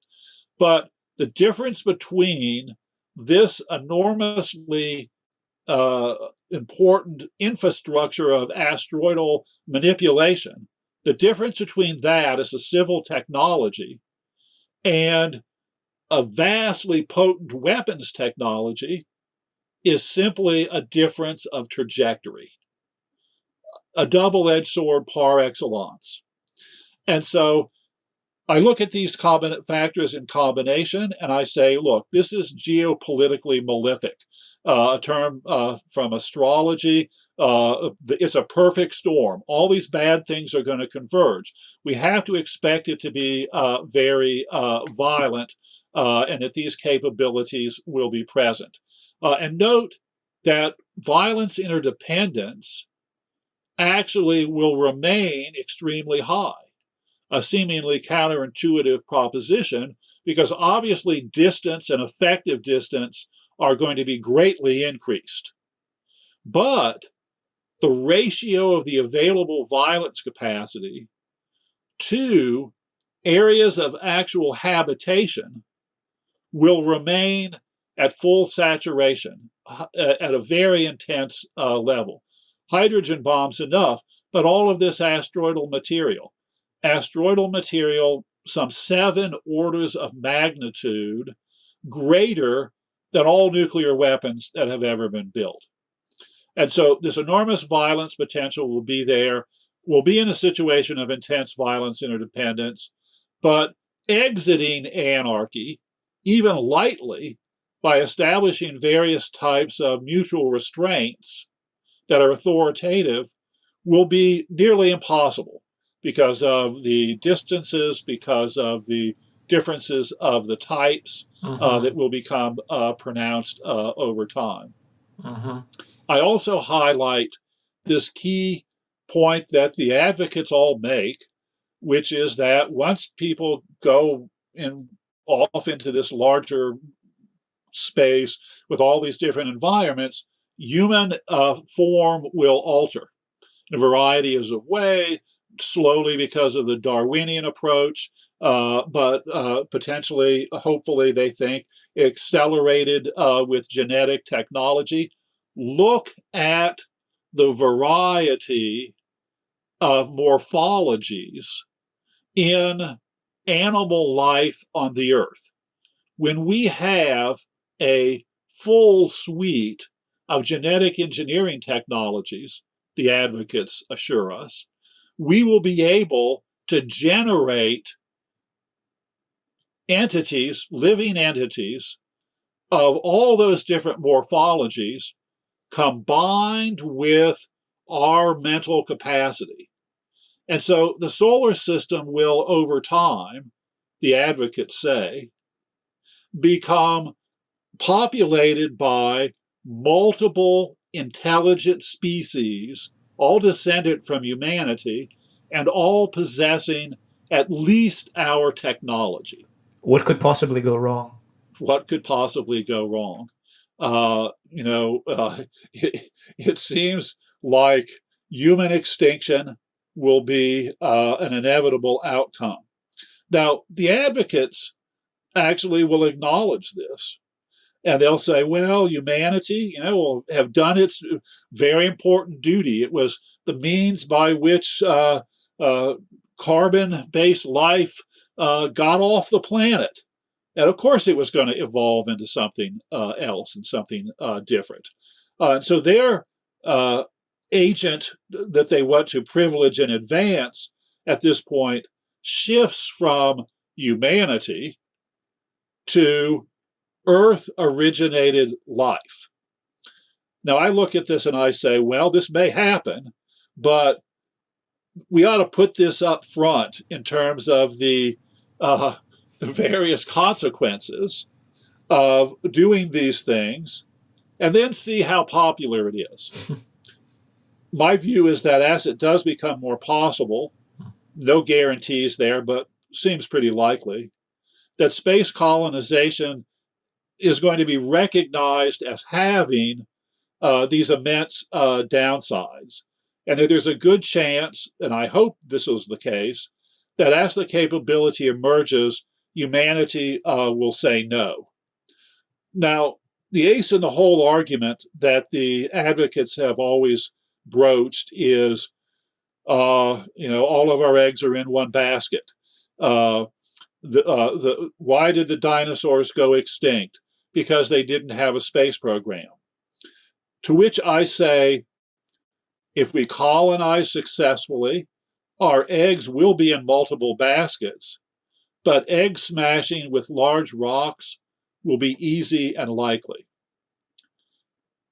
And as to the dinosaurs, had they had a space program, it's highly unlikely that they would have survived for the hundreds of millions of years. And so the violence capacity combined with patterns of structural material identity drawn from Republican security theory and geopolitics, generates a scenario here, because this really is a prospective technology assessment, right? Mm-hmm. That is extremely negative, and should, therefore, space colonization should join the list of things to which we say no, of technologies that are fundamentally likely to be disastrous. Just don't do it. Mm-hmm. And really, one of the invaluable contributions that the book makes is that it helps us to visualize the unprecedented dangers that humanity faces today as a result of entering the space age, finding ourselves on what you call Oasis Earth and the vastness of the cosmos, and yet nonetheless unable to escape this unprecedented, utterly unprecedented, and unimaginably dense violence interdependence. And negotiating these unprecedented circumstances requires competent futurism. This is something that we discussed earlier in the interview, but I wonder if, before returning to your critique of the space enthusiasts, we can just dwell a little bit longer on the imperative of competent futurism going forward. For those of our listeners who are unfamiliar with these debates, either in geopolitics generally or specifically with application to the space age, could you perhaps talk about some of the existing efforts at competent futurism that you find particularly promising? And could you also explain to our listeners in what ways those efforts are still falling short? Well, a lot of good starting points there. Technological futurism is something that we've been doing at varying degrees of competence all along, and we've had to get explicit about doing this as these technologies have become more potent. And to build on the points I made earlier, I'm skeptical of the epistemology of this enterprise.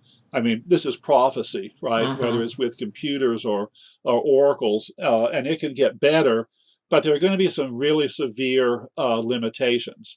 And so my approach, is prospective technology assessment. I generate a scenario by extrapolating from Earth patterns, solar archipelago, violence interdependence, all of these structural materialist theoretical constructs are simply employed to generate a scenario for space. So that's one example, of competent futurism. The titanic forces, that you note that we've been talking about being unleashed, this is really a product of planetary Earth. And the bomb, nuclear and thermonuclear weapons were the first case study. And over the decades of the nuclear era, there's now a growing list. Our knowledge of deep time has revealed that the Earth used to be very different and that there were these various cataclysms of varying sorts in the past, super volcanic eruptions, asteroidal collisions. We don't understand why the Earth is habitable. That there's a whole domain that's opened up there, but we know that we could have been wiped out at various points.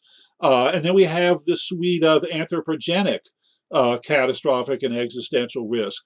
At the top of the list is nuclear weapons. We would have had certainly environment now, and this cascade of other ones such as technology in information and genetic technology, and to which I would add space.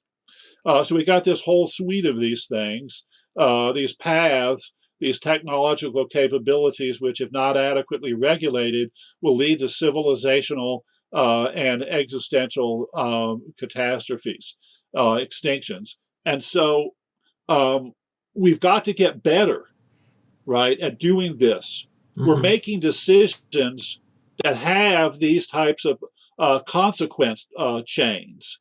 And so if we can't get better futurism, if we can't do better technology assessment and act on the basis of it, then we're really going to be in trouble. because it's essentially random factors that are going to be operating. We're not going to be choosing. We're not going to be seeing where we're going and seeing the consequences of the choices that we're making. That's a sure recipe for a very bad outcome. Another domain of this that I've been intrigued by, we talked about this earlier, is the infosphere, the internet, and its ancillary capabilities and technologies. And, here is another frontier. I talked earlier about the nuclear, a few things about the environment. Talked about space. Internet is a whole nother domain. Obviously, all these overlap in various ways, but relatively distinct. And we've got this possibility of artificial superintelligence that I mentioned, the applicability of Republican mindsets to that. But in the near term, already part of reality is the internet. And here I would point to the work of my good friend Ronald Diebert, Citizen Lab founder and director, professor of political science at the University of Toronto, the leading figure in the Toronto School of Communications, building on the work of Innes, McLuhan, and others. And he's been, in both theory and practice, been attempting to reclaim the internet for civil society. And he has a new book that just came out, the CBC, Canadian Broadcasting Corporation, Massey Lectures. You can hear it or you can buy it as a book. And let me just read one blurb here. Please. No one has done more than Ron Diebert and his lab to expose the enemies of the internet, Edward Snowden. And so what he does in this book and in his other work is he explicitly takes Republican security theory frameworks with bounding power, and attempts to work with them and work with precedents of republics in the past regulating information and communication. And from that standpoint, start thinking about the redesign of infospace that in ways that are consistent with the preservation of and realization of liberal democratic Republican goals. So that's another case where there is really important work to be done, and where we have a clear beachhead here of importance with Ron Diebert's book, Reset, Reclaiming the Internet for Civil Society. We'll be sure to put a link to Professor Diebert's book in the description as well, so that interested listeners can follow up and read the lectures or listen to the lectures for themselves. Our conversation is coming to an end, and a good place to conclude really is by going back to your critique of the space enthusiasts.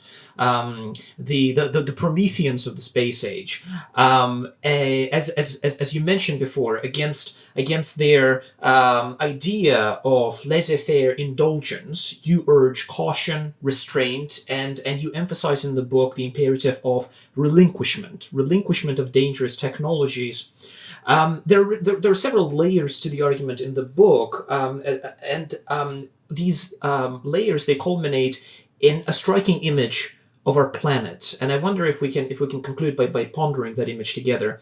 While Earth is usually depicted by space enthusiasts as merely a point of departure for sentient life in a quest for the colonization of the cosmos, as you suggested, you describe our planet in more haunting terms as a, quote, global debris mat, end quote. To me, it is an image of indelible risks, uncertainty, fragility, and enduring vulnerability. In venturing into space, you suggest we should be guided by these imperatives of relinquishment and restraint precisely because of this condition. It really is an arresting conclusion. Could you please elaborate on it for our listeners? Yes. As soon as people started recognizing that we were in this planetary Earth situation, a debate, and Wells was even in it before this, for a kind of master narrative or metaphor to guide and orient us, if you would, a sort of practical cosmological framework. And we've had a lot of very powerful suggestions. Buckminster Fuller, Spaceship Earth, Marshall McLuhan, The Global Village, and others.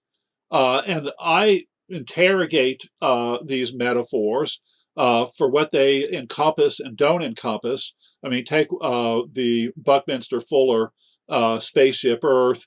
Yeah, it captures the interconnectedness is very intense. But look, the Earth isn't an artifact.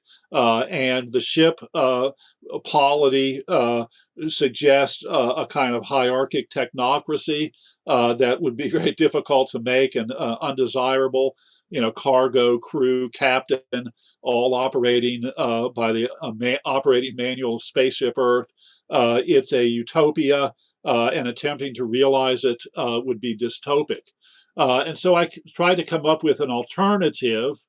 And as we saw earlier, I have this archipelago, global, planetary, and any characterization of the present has to bring into the picture the legacies of the past, and to acknowledge that globalization over this 500-year period has, for most people in most places, been a really bad thing until very recently. Dispossessions, genocides, enslavements, and so forth, and that that reality has to be part of the picture. So here's my metaphor, which is that imagine that humanity is on a river, and initially we're on small, slow-moving, separated tributaries. And people on these tributaries began to assemble debris and weave it into various sorts of, vessels, mats and rafts and, so forth, always talking about ships while they're doing that much lower task. And that over the last 5 centuries, all of these tributaries have come together and crashed into one another and are now on one river, and that what we have can be characterized as a global debris mat. And at the center of this, there is raft-like architecture, the industrial liberal democracies, raft, sort of capacities, which is why they did so well when they all collided. But much of it is just debris at the edges. And people then imagine that humans are like very small ants that are on this debris mat raft. And the people that are on the edges of it, look, they're going to get up and down, bobbing in the water. If the raft starts having problems, they're going to have big problems. And so we look ahead and we see that the river is narrowing. The pace with which the flow is occurring is increasing. It's misty. We can't really see, but we increasingly realize that there are likely to be rocks and rapids.